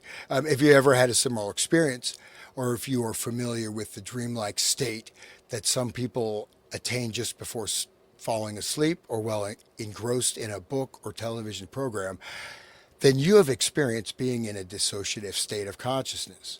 Well, the ability to dissociate is likely universal or nearly so. Some people are clearly more susceptible to dissociative states than are others. There's little question that someone's innate ability to dissociate can be greatly enhanced, although not necessarily by ethical means. The most severe of the dissociative disorders, MPD, DID, is in almost all cases created by psychological trauma so severe that the traumatic episode or episodes cannot be integrated into the experience of the core personality. By far the most common cause of MPD is early childhood trauma, usually but not always resulting from the horrific abuse by a parent or other adult guardian. Dr. Frank Putnam noted in 1989 that he was struck by the quality of extreme sadism that is reported by most MPD victims. Many multiples have told me of being sexually abused by groups of people, of being forced into prostitution by family members, or being offered as sexual enticement to their mother's boyfriends. After one has worked with a number of MPD patients, it becomes obvious that severe, sustained, and repetitive child abuse is a major element in the creation of MPD. End quote. Dr. Deidre Barrett, writing in 2001 for Psychology Today, offered a similar observation. Quote, dissociators have the following traits in common. Many subjects reported a history of child abuse. Although some remembered this directly, some had been told by others that they had been battered. Other dissociators who had not been abused had suffered childhood trauma, such as prolonged, painful medical conditions, and before the age of 10 experienced the death of their parents. So, like that whole thing, sex before 8 or it's too late, the pedos talk about, that's because before you're 7, you're in the hypnagogic trance and you're like programmable, and they're programming your subconscious up to then. And so the experiencers of that child abuse, like if you read Kathy O'Brien, her dad was found by the government sending video, or I don't know, film, I guess, of him like raping his daughter and selling it, the porno, and he was shipping it through the mail. And the government found him and said, okay, you can either go to jail or you can work for us. And so obviously he took the latter. And so then now she becomes government property, basically. And that happened with my friend Carrie Olahe. She, her dad was a total psychopath who was into very gross, disgusting pornography. And he was promoted basically by his military higher ups. And by giving his child, it's allowing for the promotion, So this is another way that they find dissociative youths, is by it's a big trap. The government just takes all the pedos. Look at like Denny Hastert was abusing kid. He was like For decades, like half a century. They found him at a school, and he was like abusing. He was the gym teacher, the wrestling coach, right? Wrestling, so he was like rolling around with dudes. God, Let's make you Speaker of the House, Wonder Bush. Great. Yeah, right. We got You'll a do job whatever for you. say. Yeah, I got a great job. You get paid. Just like at the end of money under the table, some boys too. Right. Like you're golden. And then like now, once he is totally blackmailed, then they can tell him anything, and he says, "Okay, boss," and that's the government, But really, that the way that the first handler is the parent that rapes, and then when they goes back to Manchurian Candidate, right? Yes, the handler of Raymond is the rapist of Raymond. Yes. And it's kind of intimated that she's raping. I mean, she rapes him in the book, but that it's carrying on the intergenerational thing. Daddy, yes. Now she's the daddy. And she remembers her grandfather. Right. She does in some of those in the Manchurian Candidate book, right? She so flashes, she was abused too, right? But it's very vague, like kind of blends in, but it's there, right? She has his memories. Oh no, it's overt in the book. Okay, well, that's what I mean. In the book, in is the overt. attic, right? In the attic, the attic, and that's like the right. And the carousel's mentioned in the book, all this stuff, right? Yeah. And so the first abuser handler is given instructions by the higher up, like Julius William Gates would tell Frank Olahe like how to program his daughter and what to use for the symbolism. Like he would have all these unicorns in the house and stuff, like little all that stuff. Program like the whole way since baby, yes, all the symbology and then she would be told, "Oh, you're a Habsburg unicorn, and you have and she would be programmed with this cult loyal personalities inside, but then some of those cult loyal personalities are an exact replica of the abuser. So she has the abuser in her head, and that abuser is like her dad. And so like when she goes to the first time that she was at the trying to understand why she's having fugue states and can't remember, and then the what bubbles out first is the incest. And a lot of times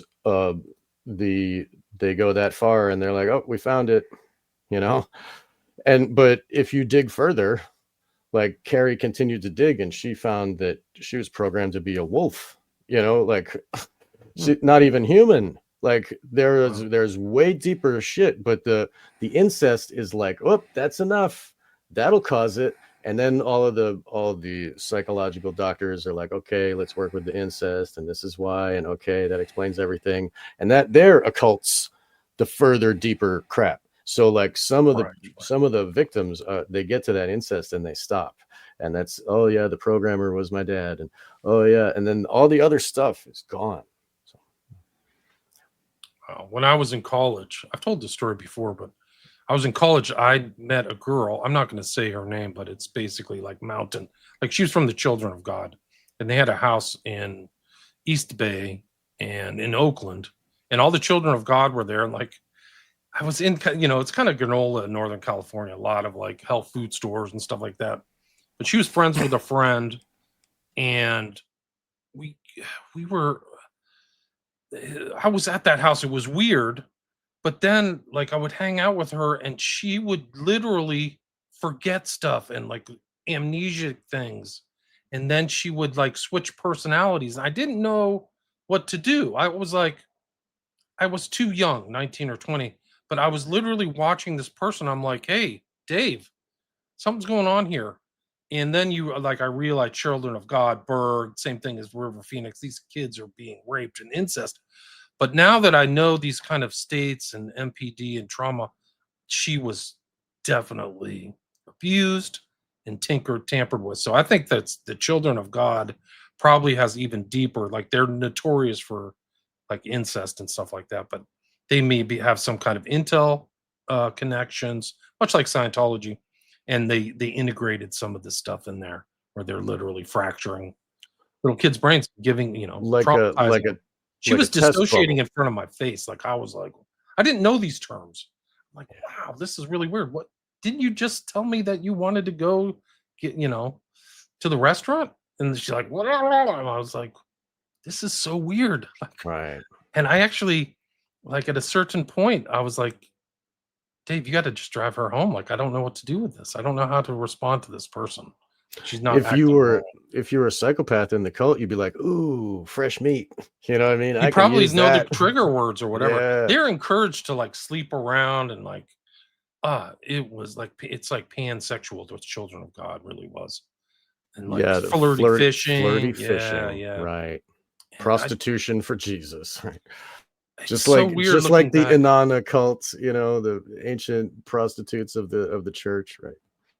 The Northern California had these cults all over the place, like Scientology and How about Children of God, Buddhafield? just everything. It was Buddhafield is really Buddhafield is one of my favorites because that guy, he was, I think he was, I don't know, from Puerto Rico, but very handsome. Had been a professional dancer, like, ballet dancer, super fit guy, but he created this group cult. It had lots and lots of money. They built all these centers, and he would just be there. He just wearing a speedo. He's giving his was he's that pre- the guy who ended up in Austin? Yeah, and then 'Cause they that's where the comedy mothership is now. Was in one of his places. Like they took over well, an old cult I place. mean, they did stuff I like, think it was the Speedo dude. He liked dudes though. He was gay, yeah, right? no, but he would do this stuff. He was so like, he was like, he was like, but I mean, they built this whole theater because he wrote there's an opera, right? Because he knew Yeah. classical music. He had been a professional dancer, he'd been an actor. I mean, he wasn't going to make it, necessarily, but it was, whatever. But they built the whole theater. They did this opera. It took like 5 years, and then they did the opera, and that was it. Done. Okay, that's it. Never performed again. We just move on. But yeah, he would just rock. He would be there giving initiations and just on this throne and just rocking the speedo, man. And it's just like, I mean, I don't know. It's just funny. I mean, That's to how me, they get you. that's a red flag. But no, I mean, people though, there's other elements going. He's still going. He's in Hawaii. He's got a whole new group, and there's all kinds of allegations and this and that. I mean, it got pretty messed up, dark. Anyways, No Jamie wonder. Gomez, was that his name? I believe so. Yeah. Yeah, so this is it. He was a hypnotist too. Duh. Oh yeah, he would. Oh yeah, I forgot to say, you get called. They had this auditorium thing, right? And you get called before him. Sometimes there'd be other people there. Sometimes it would just be you. And these would be these hypnotic conditioning sessions, and he would give group and individual. They were called like check in to God or check into whatever. But they're all like beautiful people, hot, wealthy, elite kids, and they would just. But it's pretty wild, man. He had hypnotic sessions. I mean, he would have there's some really almost like Manchurian Candidate type of shit. Wow. Rogan, it's about this new dude's name, Jamie Gomez. He was a gay porn star and a hypnotist, and he started a club.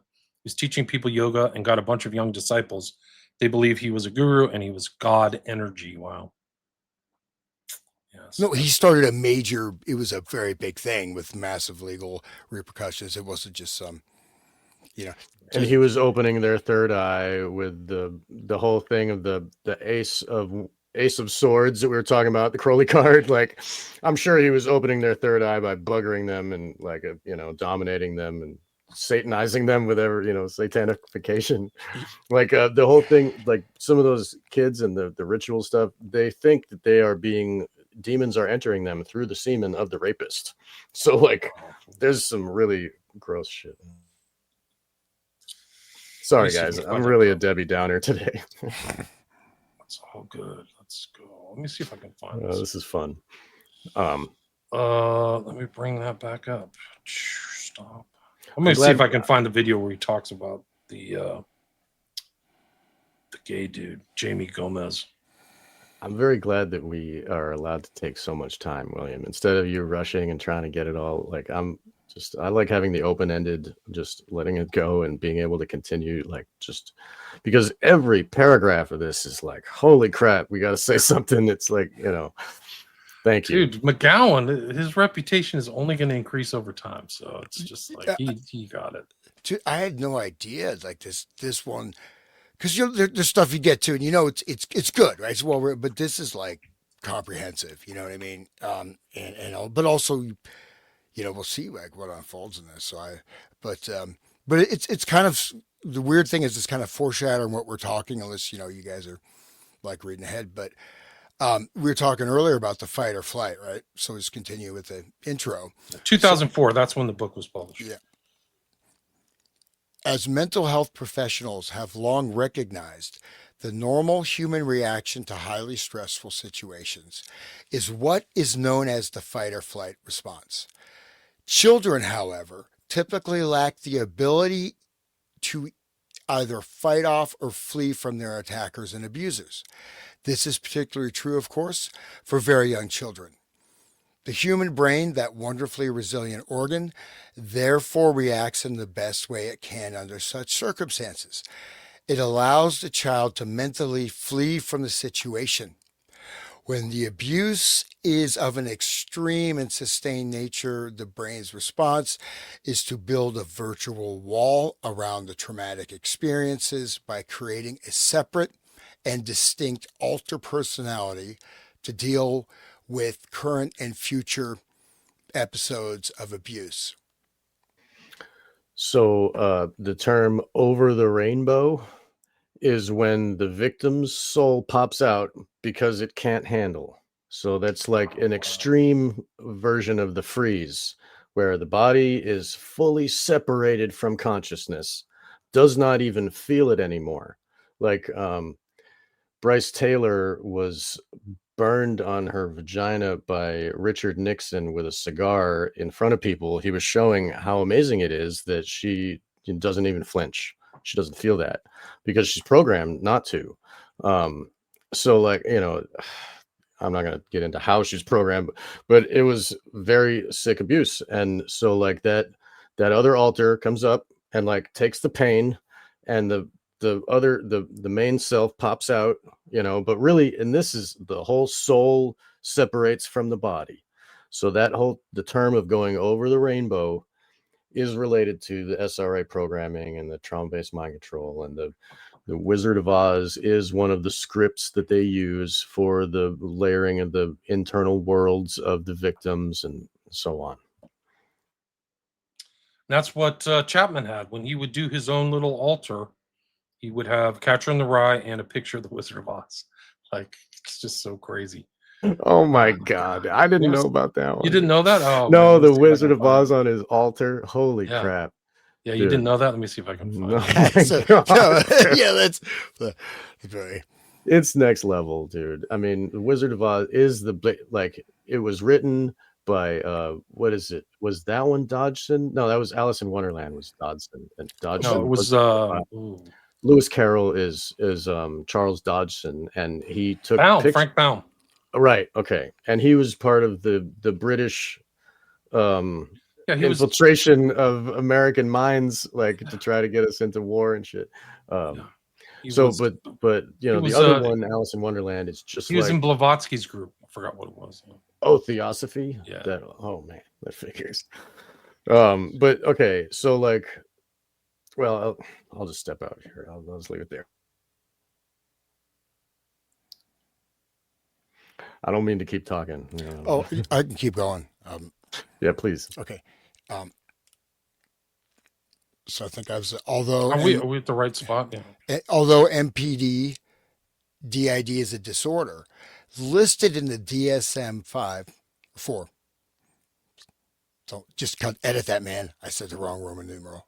No, okay. So the DSM-4 is its own programming. Holy crap. The DSM... doctors. But the DSM is a very odd book.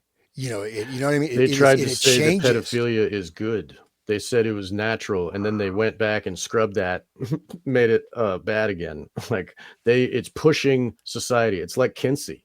It's like it's pushing the Overton window of what's acceptable and understood, and people are given these names of just symptoms. Well, transgender. I mean, if technically before, if you're gonna go, get us. If you think you're a cat or think you're like, I mean, like. This is like pretty, you may have a few issues, you may have a few issues. And the You might. DSM, I don't the know. DSM is what allows for children to get surgery without consent Right. of their parents. That is the Right. fundamental level that this as legislative. Totally.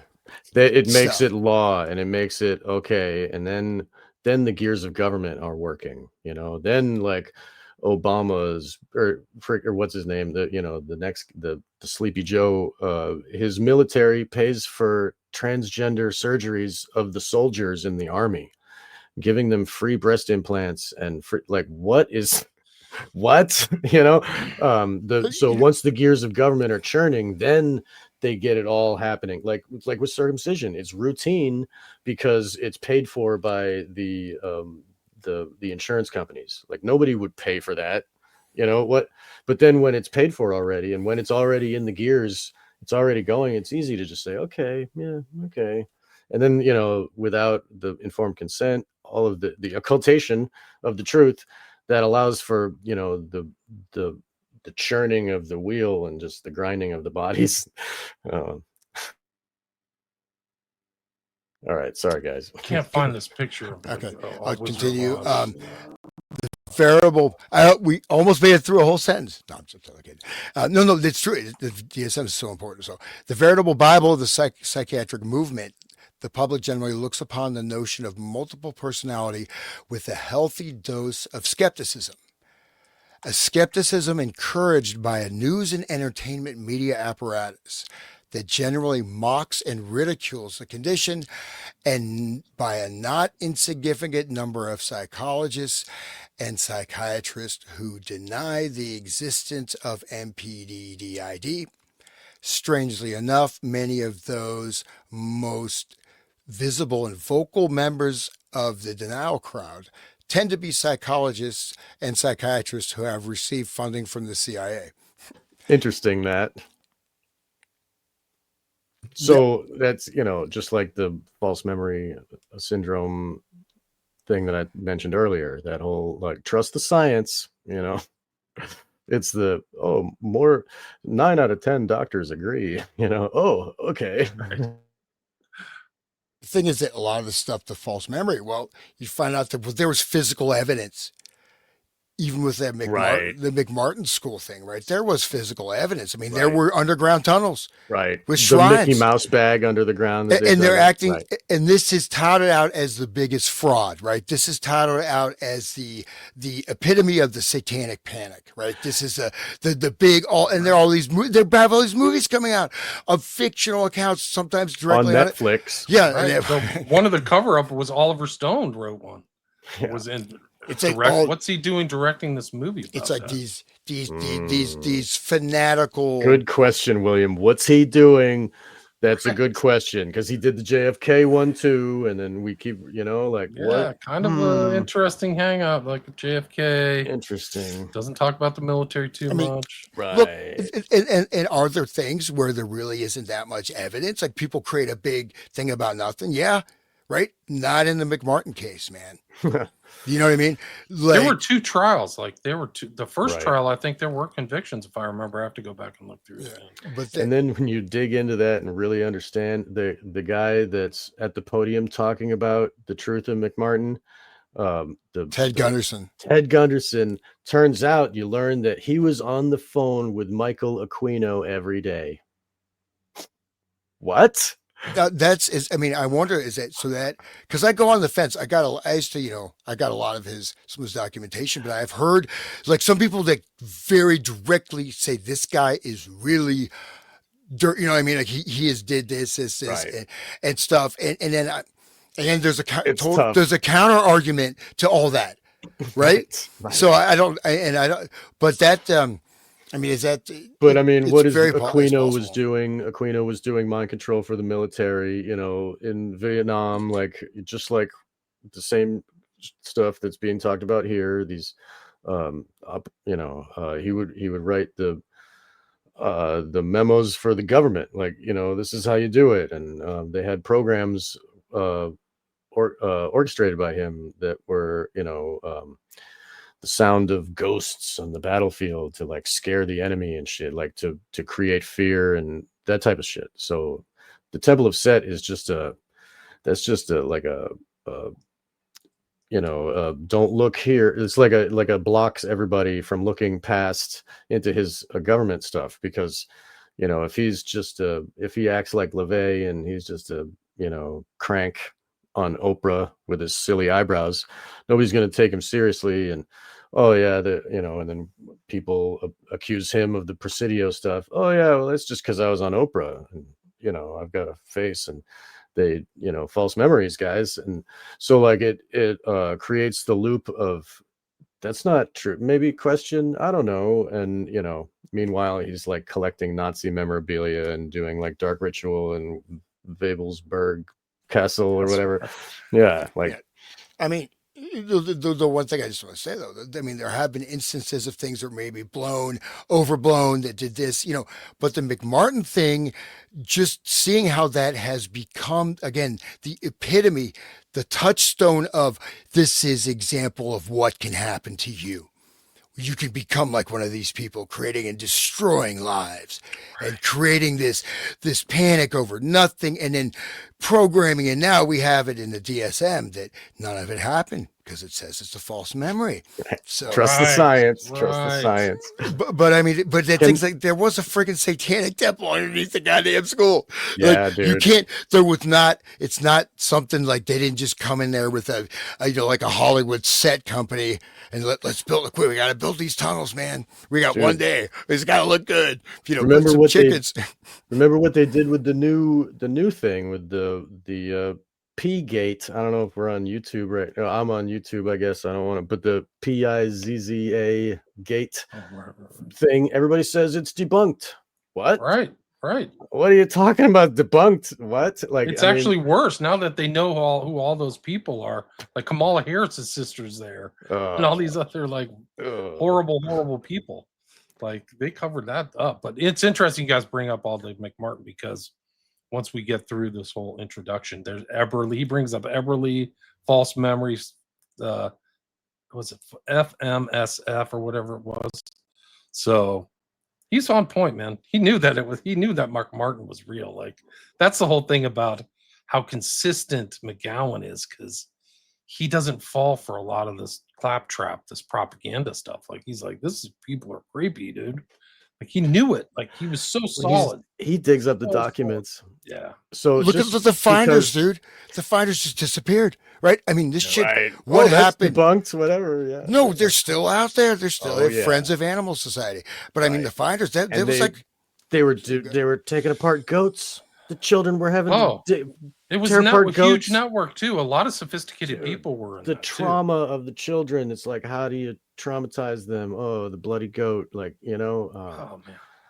So it's so dark, man. So just anyway, this is the picture of Chapman. He bought like a postcard Really? with the wizard and that. May I say about that picture? Just sure. So like the idea of the little girl and these other characters, those are the altars. Okay, the courage comes out when she needs courage. The brain comes out when she needs a brain, and the Toto is her shadow self. That's like her subconscious, and like anyway, so like when she is in need, when she's on this adventure and she like needs courage, like the other self can pop up, like, and kids that are familiar with their other selves and the other selves can communicate inside. There was a movie with I forget what it was, but there was like a motel with all these different rooms, and this murderer was killing everybody in the rooms, and it turns out those were all the other personalities, and the murderer self killed off all the other personalities inside this dude's head. That's what it was about. I forget. It had John Cusack, and he was like the murderer guy, and we would think it's a real motel or whatever, but anyway, there is communication in the head between the selves, and that is what is being expressed here, and it's a perfect tool for for the programmers to use that as the scaffolding of the internal worlds. They have all the masks, right? If they have the faces are almost similar. They all have the same face with a mask. Right. That's just pretty trippy. Wow. Yeah. Ooh. So yeah, and the lion and the Tin Man, and that, you know, the lion is like the British, like, anyway, and the Habsburgs, and the Tin Man is like in industry, and you know, straw. It can go pretty deep with the other metaphors and the other allegory, but the idea of a little girl who needs these other selves to keep her protected on her journey, you know, that's what's going on there. Levi says, thank you, William, Hans, and Sean, for an informative presentation. Thank you.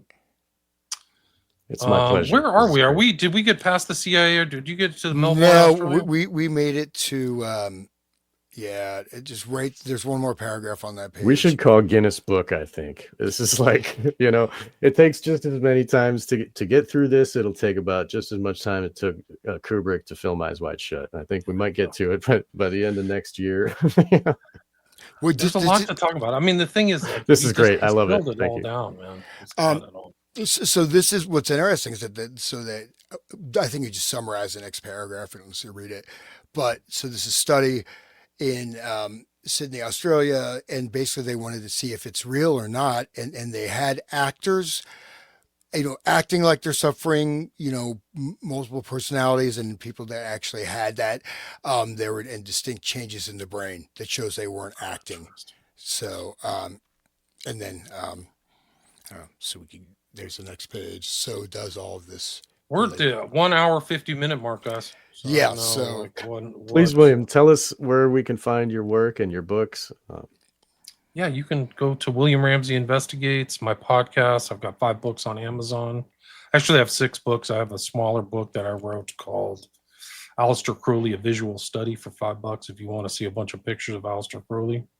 And then I've got 5 documentaries on my Patreon. So you can check out my Patreon. I post a lot of stuff there, so you don't have to watch the stuff with ads or anything on my Patreon.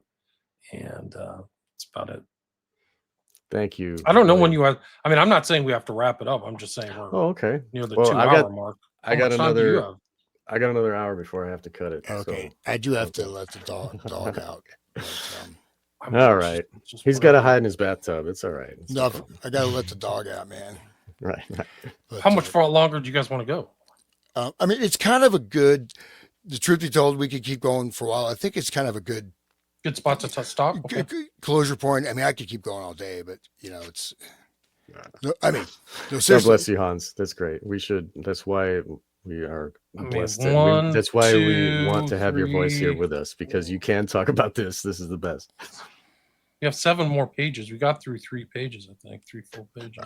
I mean, if you want to just, you guys want to read, go, you just want to keep going, that's fine. I'll just let the dog out. I'll be there. You can, I mean, whatever. I mean, I could probably go another half an hour. I know Sean's got to go to work. Sean, you muted. Oh, I got another hour before 2 o'clock is my real cutoff. So we're at 1 right now. So okay.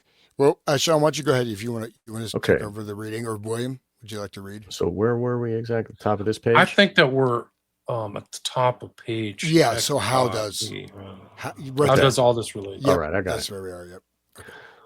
So how does all of this relate to the concept of mind control?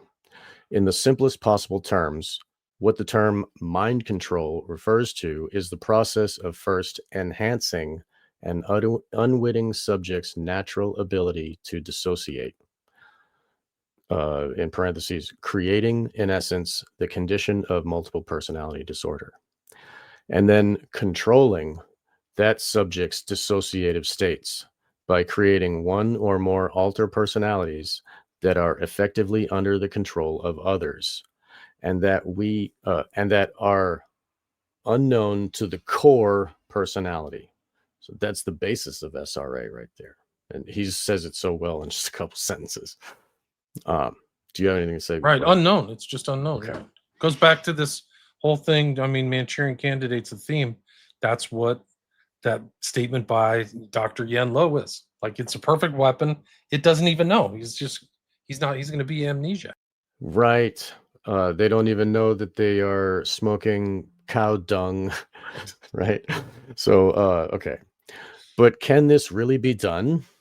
Is mind control a real phenomenon or merely the product of the fertile imaginations of various conspiracy theorists and self-described survivors?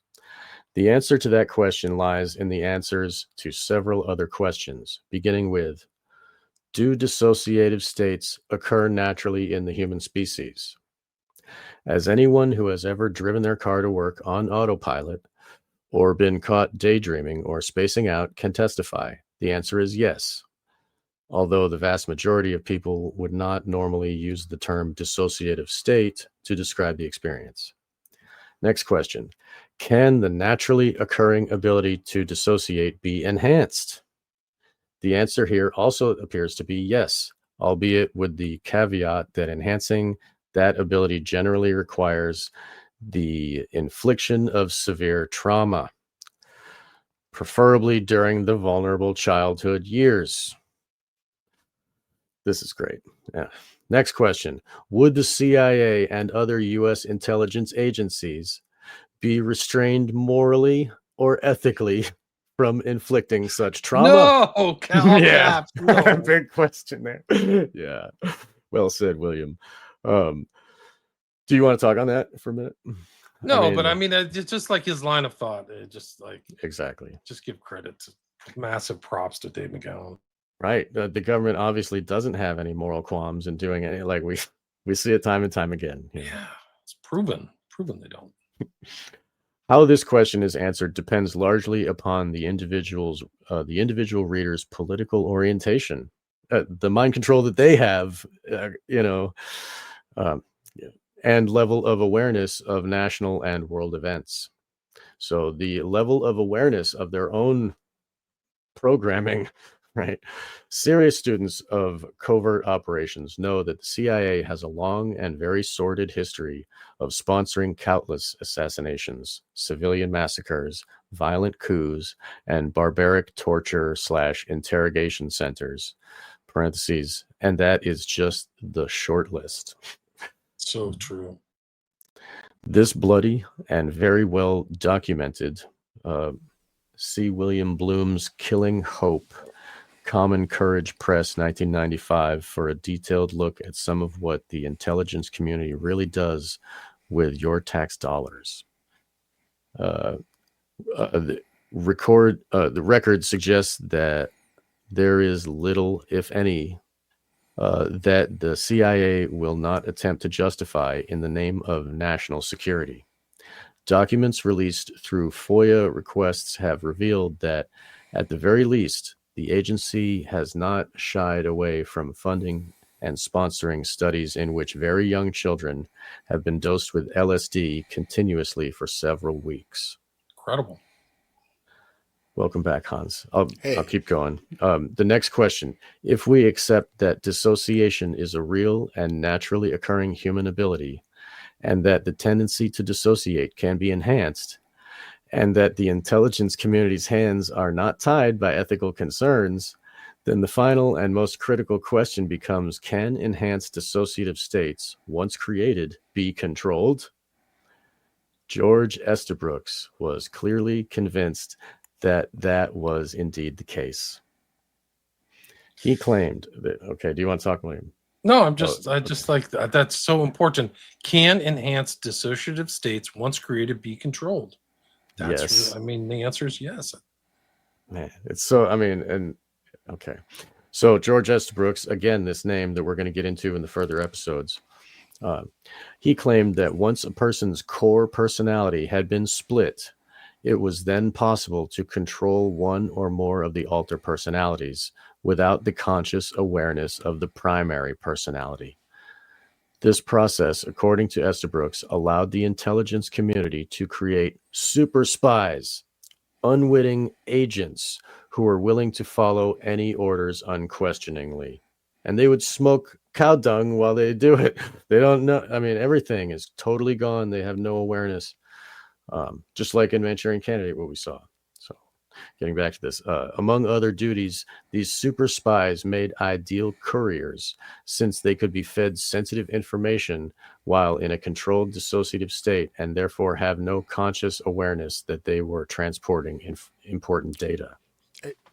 So Kay Griggs, you guys familiar with her Oh, stuff? whoa, yeah. The hours and hours and hours, right? The whole She's thing. great. Holy crap. She's on YouTube. Everybody look up Kay Griggs. Yeah. Okay. So she actually, it was interesting. I see what happened to her. She actually just retired from, doing stuff in public, just hanging out with her family. But Kay Griggs, I mean, her husband, right, is part of this whole inner world of that Naval intelligence. high level intelligence with parties, gay stuff, with all kinds of things going on, and even this kind of, the split personality or whatever you Right. want to call it. But He would get drunk and spill all the stuff. Go ahead. Sorry. no, yeah, go ahead. Yeah, that's all. Okay. Well, yeah, he would get drunk. You were saying earlier about the drinking alcohol is almost a different personality, and they are encouraged to drink alcohol. And at those parties that Kay would talk about is like way lots of alcohol. And that's the only way that he could like really live his life is totally drunk the whole time. And that it suppresses his mind from realizing, it's another way of self occulting, anyway. So even under torture, the super spy would reveal nothing. For as far as he or she was aware, there was nothing to reveal. Someone at the receiving end who was familiar with the super spy's programming, however, could readily extract the information, after which the super spy would remain blissfully unaware that a mission had been successfully completed. And just like the Manchurian Candidate, he was, he's playing solitaire, and the guy tells him to go jump in the lake, and he didn't know that he did that. I mean, his friend pulls him out of the lake. He says, "What are you doing?" He says, "I don't know." So, okay. And there were some hypnotic couriers, even during World War One. So, I mean, this is something that there was some knowledge, and I think also if you look at magic, right, quote unquote, what would be typified as magic, say in the Renaissance, people would do types of rituals, right? They, depending on their strata of society, but still, in a certain way, Queen Elizabeth, I mean, John Dee was performing magic rituals for her, and. Right. So, but what I'm trying to say is that within this, are there particular fragrances? Are there particular light, sound, color combinations? Are there whatever energies, whatever you want to say, that some of this stuff can be shift? You know what I mean? There's stuff that was around the Hashishans, man. This is full, this was a pretty advanced technology in the 13th century or whatever. Right, with no technology. So I just wanted to throw it out there, especially the courier stuff, though. But one last thing about that is it's pretty light. It's one thing to carry information that you just remember this information, you repeat it, and then it's silenced. It's another thing to train someone to be like an assassin. You know what I mean? There's much more complex. The courier thing also happens with the hookers, the sex women, because they are, they're brought around by the USO show to the enemy territory to go like tell the generals what to do. So in their altered state of sex kitten or whatever, they relay information to powerful people that are accessing them, so like that's another way of information transmission that's used here. It's not just the super soldier, it's also the women in the sex stuff. And just like with the LSD thing, the nocturnal emissions, that program that the government did where they would dose the johns of the hookers, and then they would try to influence and tell them things and try to extract things and that type of stuff. So I will continue. As dubious as Estabrooks's scenario may at first appear to be, it is not so very different from the common phenomenon of driving on autopilot. Let us imagine that you have managed once again to find yourself at work with no idea how you got there. You can remember nothing beyond pulling out of your driveway. So you decide out of curiosity to pay a visit to a skilled hypnotist. And there's another footnote here. Hypnotism is another phenomenon that is regarded with considerable skepticism by both the general public and the scientific community, although there are signs that that is beginning to change. Despite its long history, scientists have wondered whether hypnotism is a genuine psychological state or a gimmick. Noted the National Post, in quotes, but recent research shows it causes measurable changes in the brain, unquote. A number of mainstream media articles in recent years have begun to acknowledge the effectiveness of hypnosis, especially as a means of pain control. Lamaze childbirth techniques, for example, are really just a form of self-hypnosis.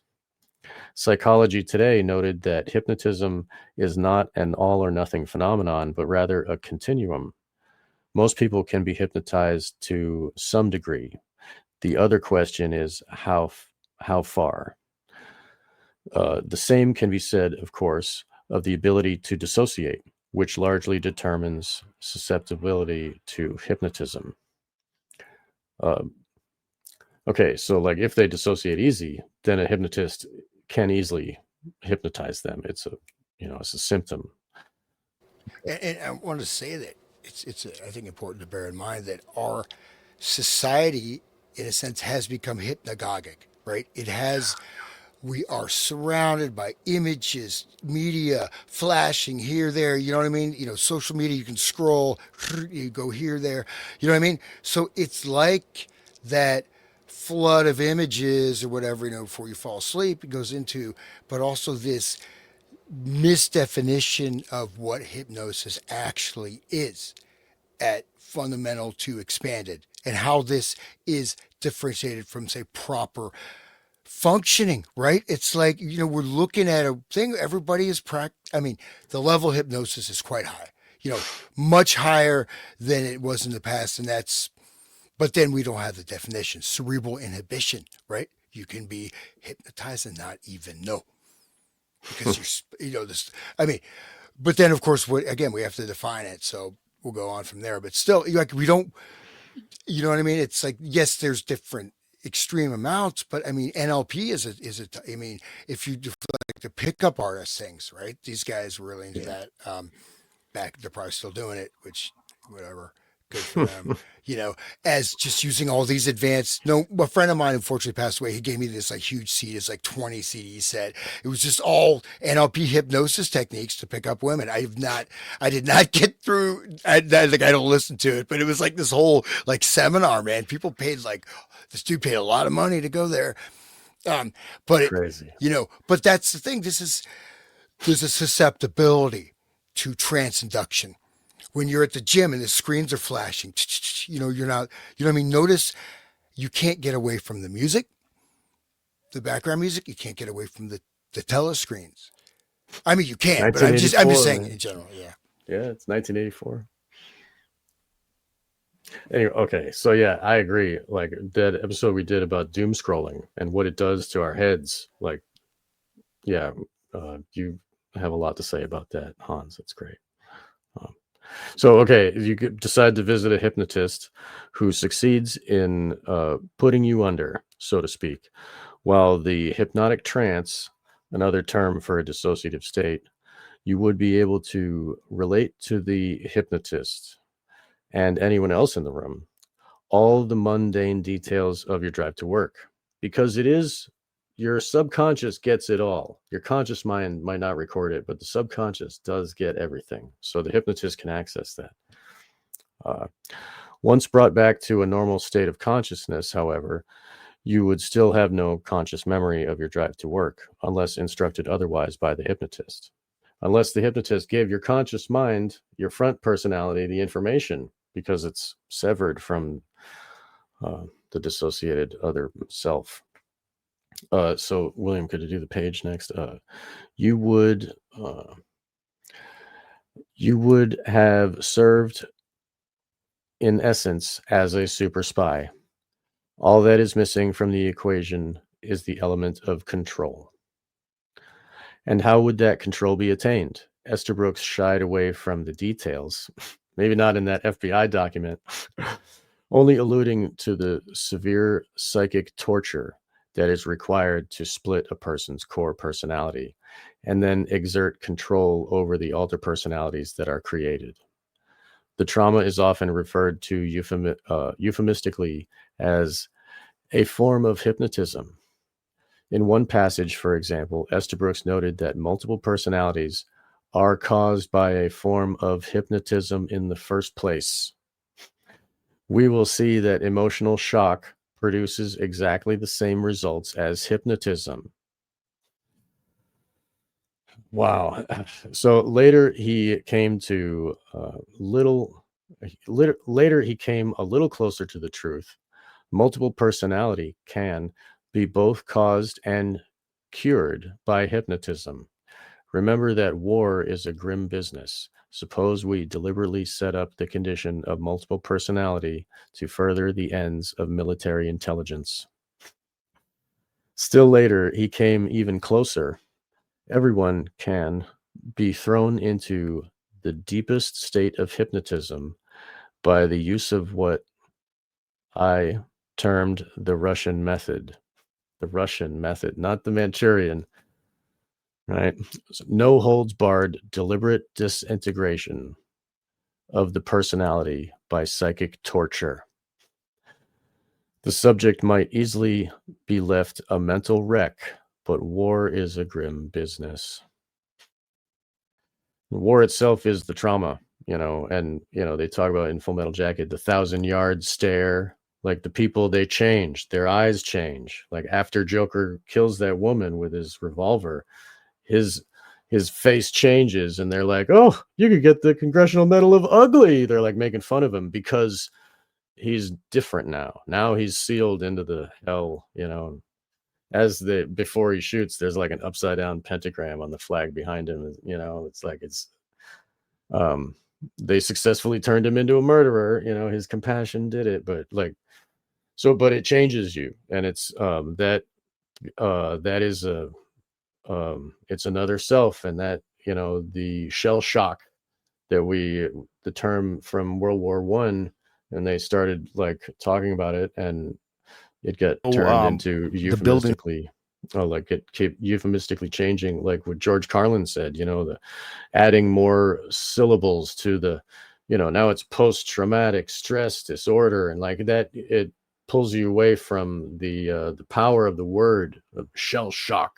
It tells you what in the word itself, but then the in a sense the neurolinguistic programming of giving it all those more syllables and hyphens, and doctorizing it and putting in the DSM, it like turns it into just a number, and it's not really a person getting changed.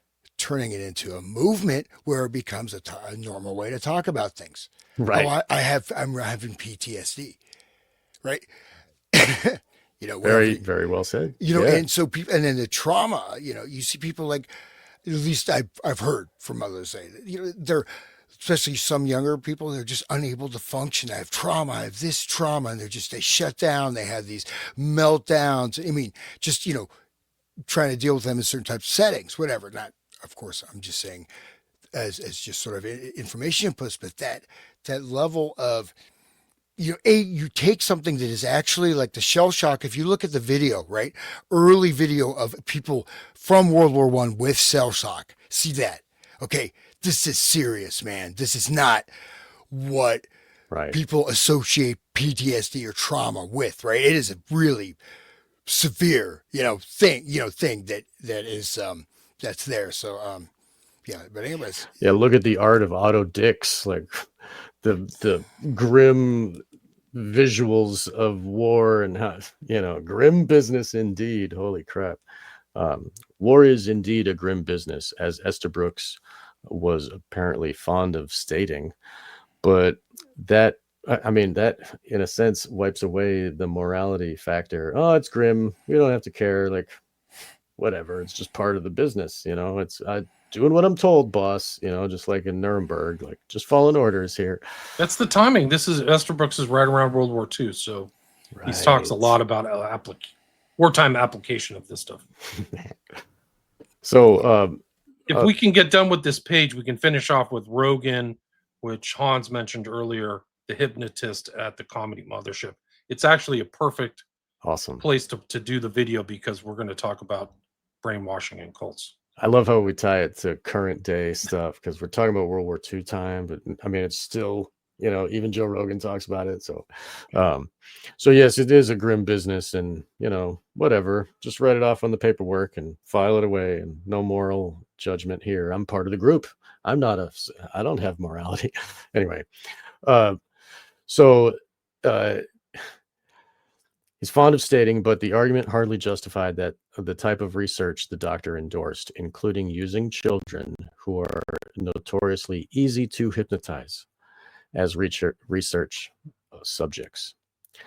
Decades after the publication of Estabrooks' seminal work, another psychiatrist hypnotist by the name of Paul Verdier, Verdier, wrote an obscure book entitled Brainwashing and the Cults, an expose on capturing the human mind.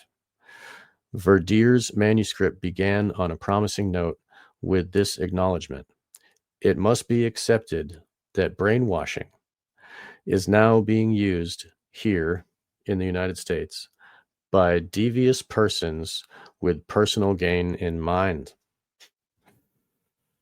Unfortunately, the author followed that bold proclamation with a woefully inaccurate accounting of who those devious persons might be. He did, though, provide a reasonably good description of the process of mind control, although Verdier, like Estabrooks, did not use the term mind control.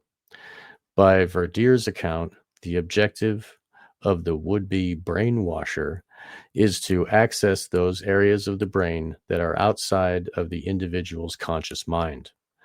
This is accomplished, the doctor explained, by circumventing the normal inhibiting response to the cerebral cortex, so that an individual's voluntary conscious self-control will be bypassed or short-circuited.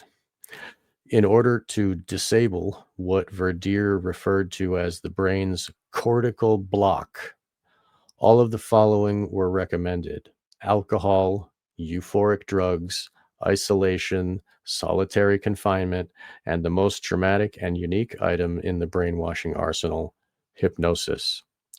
All of these brainwashing techniques significantly have been exhaustively researched by the CIA. Verdier went on to explain that in order to achieve truly lasting states of brainwashing or mind control, it is necessary to subject the victim to profound and deep emotional states. The recommended emotional states are fear, shock, and anxiety. Make you think of 9/11, never forget, right?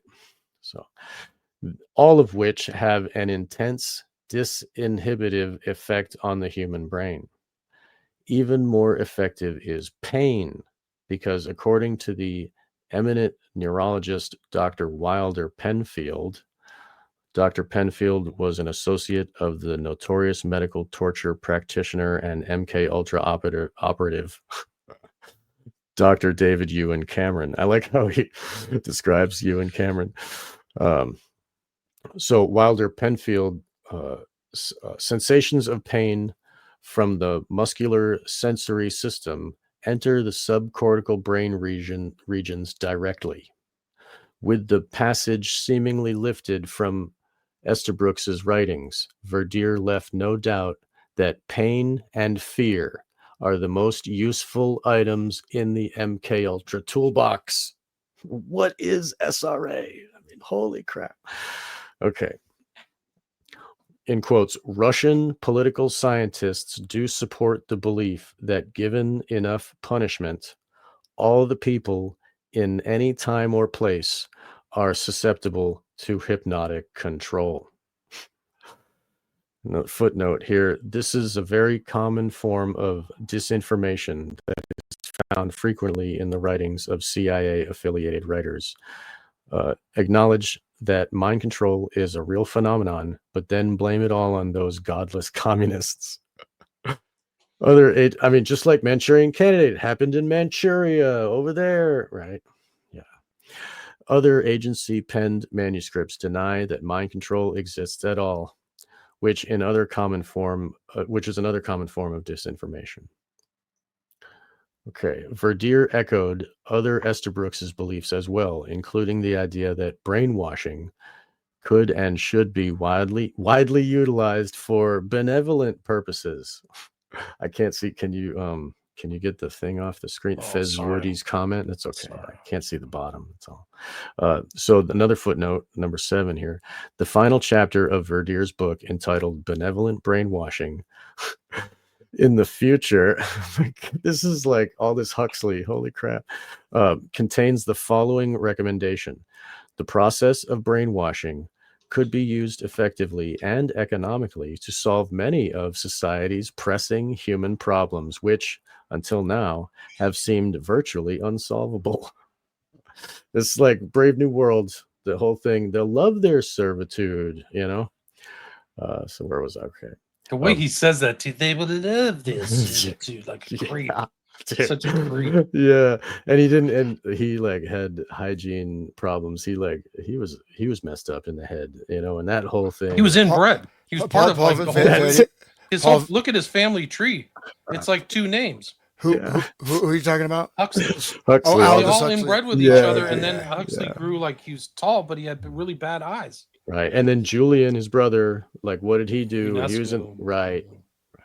So that's all government right in there. Okay, so that's world government. Yeah. Well, Huxley was a protege of H.G. Wells, right? Yes, and he was part. There was a whole OTO, scene, the early one directly founded by Crowley and all that stuff, and that was and the Fabian socialist like Margaret Sanger and H.G. Wells. There's good evidence that Crowley painted a portrait of Huxley.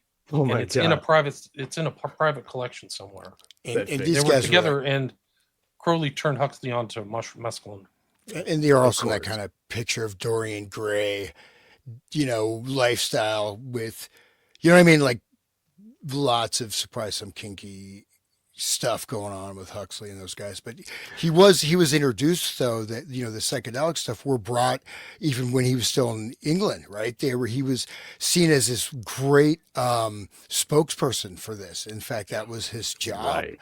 And he set up these original networks of these like temples in like Southern California. They were a temple that was like the Eritrean Order of the Divine something or other, kind of a weird name. But and then these also were connected, of course, with Esalen Institute and all this stuff, right? As the other side of taking that light box, right? This was counterculture. Put this on and just trip out. It's really cool. Yeah, and Grateful Dead, that whole thing, and Stanford Research, and it's pretty incredible because he's kind of ties into JFK in an oblique way. Because he and JFK died on the same day. Oh. And he was taking acid too. Huxley, his wife was dosing him with acid as he was on way out. Good for him, though. It must have been fun. And of course, The Devils of London, right? Which is that really crazy book. Loudon. It's the movie. Loudon. The movie by Ken Russell, man. That movie was banned. Yeah. That is an intense They film. are taking Grandier. over. I actually read into my history things, the whole story behind the Devils of like it was like something out of a CIA experiment. It was mass hysteria. Grandier, the word means to be ridden by I forget a horse exactly. or something. Yeah, so Grandier is like Urban Grandier was his name. It's weird. And it goes to might be fake. What the demon possession of the voodoo people say, it's like being ridden like a horse. Wow, they're wild. just it's wild. Yeah, I was going to say this earlier, which is a broader point, but we are surrounded, right? I started out talking about these mass shootings that are happening, with some of which are pretty, of course, it's par for the course, but this creates a state of tension. But this man. Fear and pain, like to see the pain of the children dying at this Christian school shot up by whoever, and it hurts. Like for us to see Charlie Kirk get murdered on camera, like it's intentional. Yes. That was planned out. Yes. Like I don't think the JFK shooting, like we got different visuals, but the Charlie Kirk, that's intentional cause of fear. Yeah. Like really, they had fireworks at the memorial. Like what? No, but it was they knew he was going to be there, so they made sure. Like they Right. could have got him on a driveway or something, Right? or So got him going to the hotel. No, they wanted a public execution. right. Guy. And that like That's it what they harms chose to all do. of us. And that like 9/11 was a public execution of all those people. And that trauma is like what they were saying they can use for, in their terms, the dark occults, like they think they're doing 9/11 for benevolent purposes. So they can have their one world order and only kill 3,000 people instead of having a whole war to get this Patriot Act. You know what I mean? They need to traumatize the public sufficiently enough so that they will accept their enslavement, and it's a controlled situation on their own territory that, you know what I mean? Like, it's much cleaner and easier than doing like whatever war. Anything can happen. Like once they do that, then they can have their controlled wars with the Iraq and the Afghanistan and all this, like, the years of endless war, like in 1984, but it started with our consent, and our consent came from the trauma that came, the fear, the state of fear, shock, and anxiety. But hysteria, mass Yes. hysteria. So what you have is the ability to create small pockets of mass hysteria, right? Or separated, like you're talking about all the TikTok challenges. That's a mass Dude, hysteria. whoa, It's yeah. separated geographically, right? Dude, it's just this sentence right here. Russian political scientists do support the belief that given enough punishment, all the people in any time or place are susceptible to hypnotic control. There you go. Like all the people in any time or place. But it has to come through trauma. That's the mechanism. So they have to enough punishment. Right. But you can voluntarily be hypnotized. That's what's also happening, right? You can watch TV. Lamaze thing, right? It's orange threat level today, and it's red threat level. Right. Oh, Obama, or Obama. Friggin' they're Osama ramping it up right now. There's going to be a terrorist attack. Al Qaeda's infiltrated the U.S. They're going to terror attack you. Right, dude. Well, I don't think never ending. Never forget. Right. Why are we paying $1 trillion for defense? And you losers let Al Qaeda like into the that boat, though. The boat. Where's the money going? What are you doing, you idiots? Like you've $1 trillion defense department, and you've got sleeper cells in the United States. Right. What a joke! What a joke. Let's finish. Hold on. Let's finish off this paragraph. And then play the video and then wrap it up. We're at the 2-hour mark. Thank you. Yep. Brainwashing can be slow, insidious, and sure when applied to children in early life. It is likely there's a short period of time following corporal punishment when the child is in a state of decortication, hypnosis, so to speak. This is the ideal time to plant the positive instructions for better behavior in the future. What the good doctor considered corporal punishment and positive instructions was left to the reader's imagination. And this is kind of interesting. This is what you had. Think about public school. The building that I bought was owned by a cult. Get out of town. Yeah. I didn't know the extent of it until I was already in the deal, until I already signed the contract. My friend Adam called me up. He goes, "Hey, man, you watched the documentary on this cult?" Adam Egett, who's our talent coordinator. I go, "No." He goes, "Oh, it's bad. You should watch it." He goes, "It's fucking crazy. It's called Holy Hell." Yeah. It's about this dude. His name is Jaime Gomez. And he was a gay porn star and a hypnotist. And he started a cult in West Hollywood. He was teaching people yoga, and he got a bunch of young disciples, and they believed that he was a guru, and that he was God energy, and he convinced them, and he ran this game for like 10 fucking years. Maybe he was hypnotizing people. He was 100%. That's how he got in trouble. They all started talking because one guy left the cult. And when he left the cult, he sent a mass email saying, "Hey, man, this guy's been hypnotizing me and fucking me for the past 10 years. And then they all started talking about it. And they all started sharing the email, and they all started sharing their stories with him. They had all kind of kept it under wraps. And this guy was doing this, and he escaped L.A. because they were after him. It was right around the time when Waco went down, and the Cult Awareness Network was like going after cults. And so they escaped. He changes his name again. His name was Jaime Gomez. He changed his name to Michel, and then he changed it again to Andreas. And that's when he moved to Austin. And he built this place called the One World Theater. And this is the place I bought. So all these poor, lost kids, they built this place for him. They were his disciples.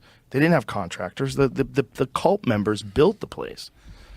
Under hypnosis. Well, I don't think that was under hypnosis, but what he would do is he'd give them therapy every week. He'd charge them money, charge them $50 for therapy, and then he'd fuck them. This guy. You should watch the documentary. The documentary is wild. Because, holy hell. Yeah, because like we were talking about cults. Here's the thing. In the beginning, it was working. In the beginning, it looked like fun. Because I think in the beginning, he was young and hot. He's a beautiful man, especially when he was young.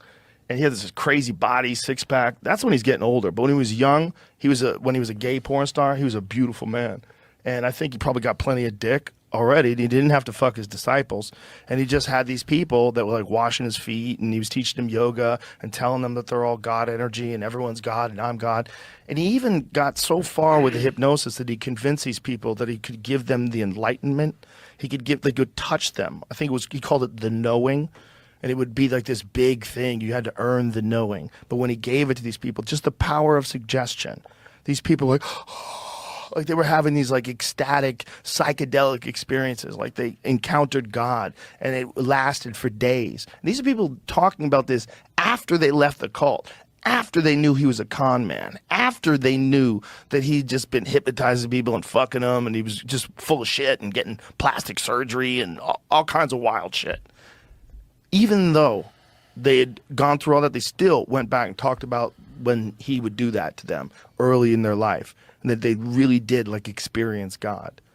They was on shrooms. I don't think they were. I think it's the power of suggestion, because I've seen it have you ever seen a comedy hypnotist?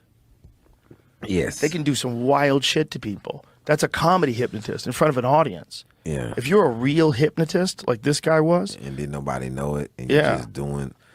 And you're trained in hypnotherapy. You know how to get people to think. And if you've learned how to get people to think that there's this thing that you have, and you can give it to them, and you hold it over their head for a long fucking time until you actually do give it to them. And when you do give it to them, they believe it wholeheartedly. Yeah, and so they actually experience it. Because your brain can produce all kinds of wild chemicals. Your brain can produce. He gets it.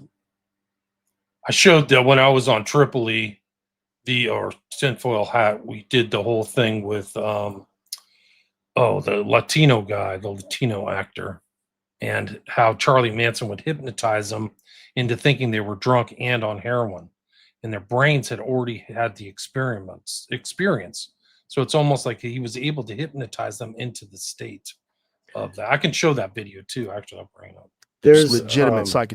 There's a cult member, I guess, a guy that's on. They had a little small documentary on Vice, and you know how insidious Vice can be. But anyway, this guy, he's like a Christian. He's like 20 something, and he wears fresh caps, and he's got whatever, and he looks like kind of like a hippie. And he quit drugs and went to Jesus, and then he has these sessions with all these people where they imagine that they're still doing drugs, but they'll like hold up nothing to their lips and inhale, and then they'll feel high and party, but they're just partying with the Jesus energy, I guess. And we're getting high on God and stuff. And like, he's programming them to like, act like you're rolling the joint and act like you're breathing it. And like, they feel high. They are induce the trance in themselves. It's really weird. Let's go back here. Psychedelic chemicals, like full-on tripping chemicals. Yeah. So if this guy can convince you that that's happening, your brain probably does dump all those chemicals out because you think it's actually happening. That's crazy. Crazy. So he's kind of telling the truth, which is the most fucked up thing. He's kind of giving you this experience, and it is a real experience. But the whole thing goes off the rails. It goes off the rails. And eventually they actually fly him to Hawaii to get rid of him. Damn. They can't get rid of this guy. And why he can't be arrested for the nonsense that he's doing? See, the thing is, if you're going to arrest him, like those people are there because they're willing to be there. They want to be there. They believe in him. 20 people went with him to Hawaii. But when the cult broke up, a bunch of them flew to Hawaii with him. That's control. We started a whole new cult over there. The Texas thing was a complete debacle. And he's old man. by then. He was raping kids, man. You know what I mean? He was raping He was young, and he was his like sons this and beautiful daughters. guy. Yeah. Was convincing They're everybody. underage, some of them. Think about Jim Jones and those people. Like they He's they dark. drank the Kool-Aid if they did drink it. If they weren't mad. But that whole thing is same. But he kept getting. He had all. It wasn't drug related, right? But it was this body and energy. And everyone was really good looking and hot, and you know what I mean, and the whole thing. But You met Charles Manson. Okay, good. So this is Manson hypnotizing Dan. I think his name's Danny Trejo. Yeah. Trejo. He was in Heat. He always plays like the bad guy or Machete or something. So you met Charles Manson in prison, didn't you? What was that story? Can you tell us that? County jail. In the county jail. But let me tell you, Charlie wasn't the guy that you saw on the TV specials. All right. He was he was like 5'4", 5'5", little scrawny. He was poor, kind of like a bum, really. He had a string for a belt. He tied his pants with a string because he couldn't afford a belt.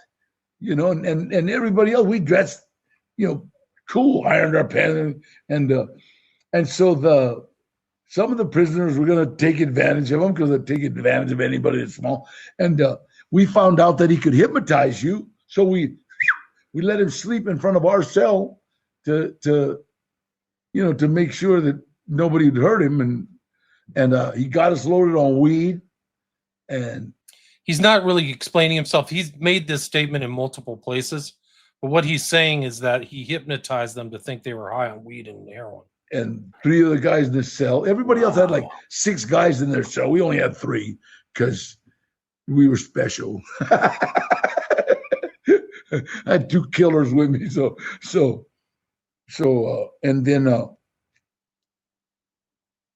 And then he got us loaded on weed, and I said, "Well, get us loaded on heroin."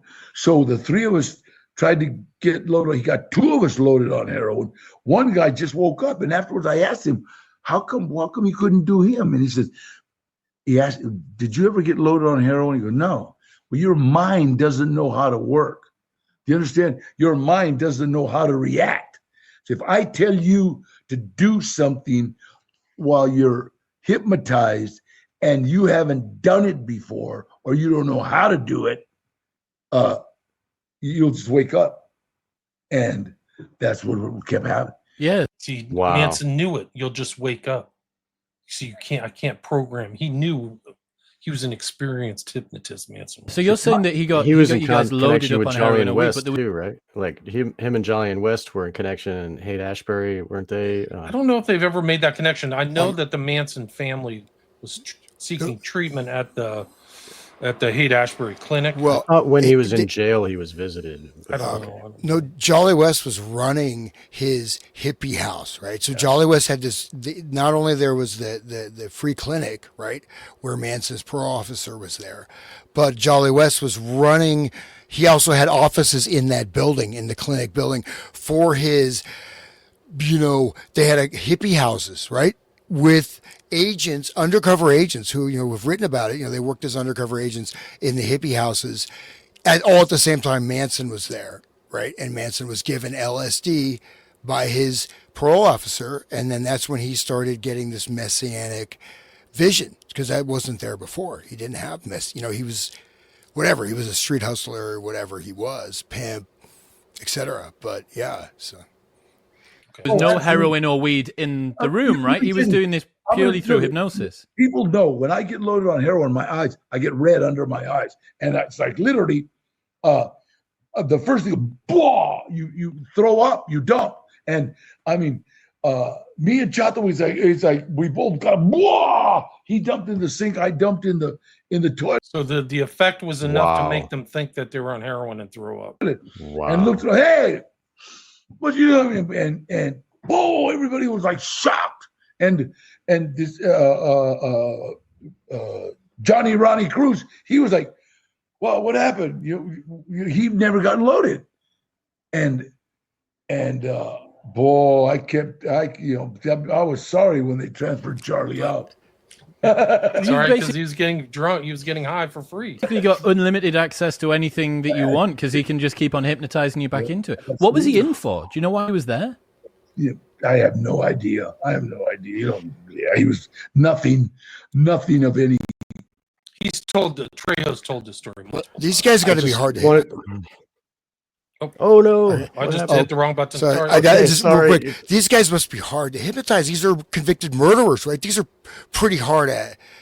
I don't know. A lot of them had trauma when they were kids, probably. If it caused them to don't do you that. think that's why they're in jail? Probably. Yeah. Dad beat the crap out of them. I got to run, guys. So you guys can. Thank you, William. You can stay on, but I have to go too, man. So right. No, I got to go too. Thank you very much for your time, and thank you for bringing this. And just having this to read from and to talk openly is just so awesome. I'm so glad that we had this recorded, and thank you, listeners, for listening. And there will be a part 6. Yes, yeah. We will schedule that. Rolling. Yes, perfect. And everybody should visit WilliamRamseyInvestigates.com, and everybody should visit the Resonant State and see Hans's work. And please visit Wake the Dead if you're one of their listeners. Thank you very much for joining us. Awesome. Have a wonderful day. Yeah, peace. Bye-bye. Peace, everybody.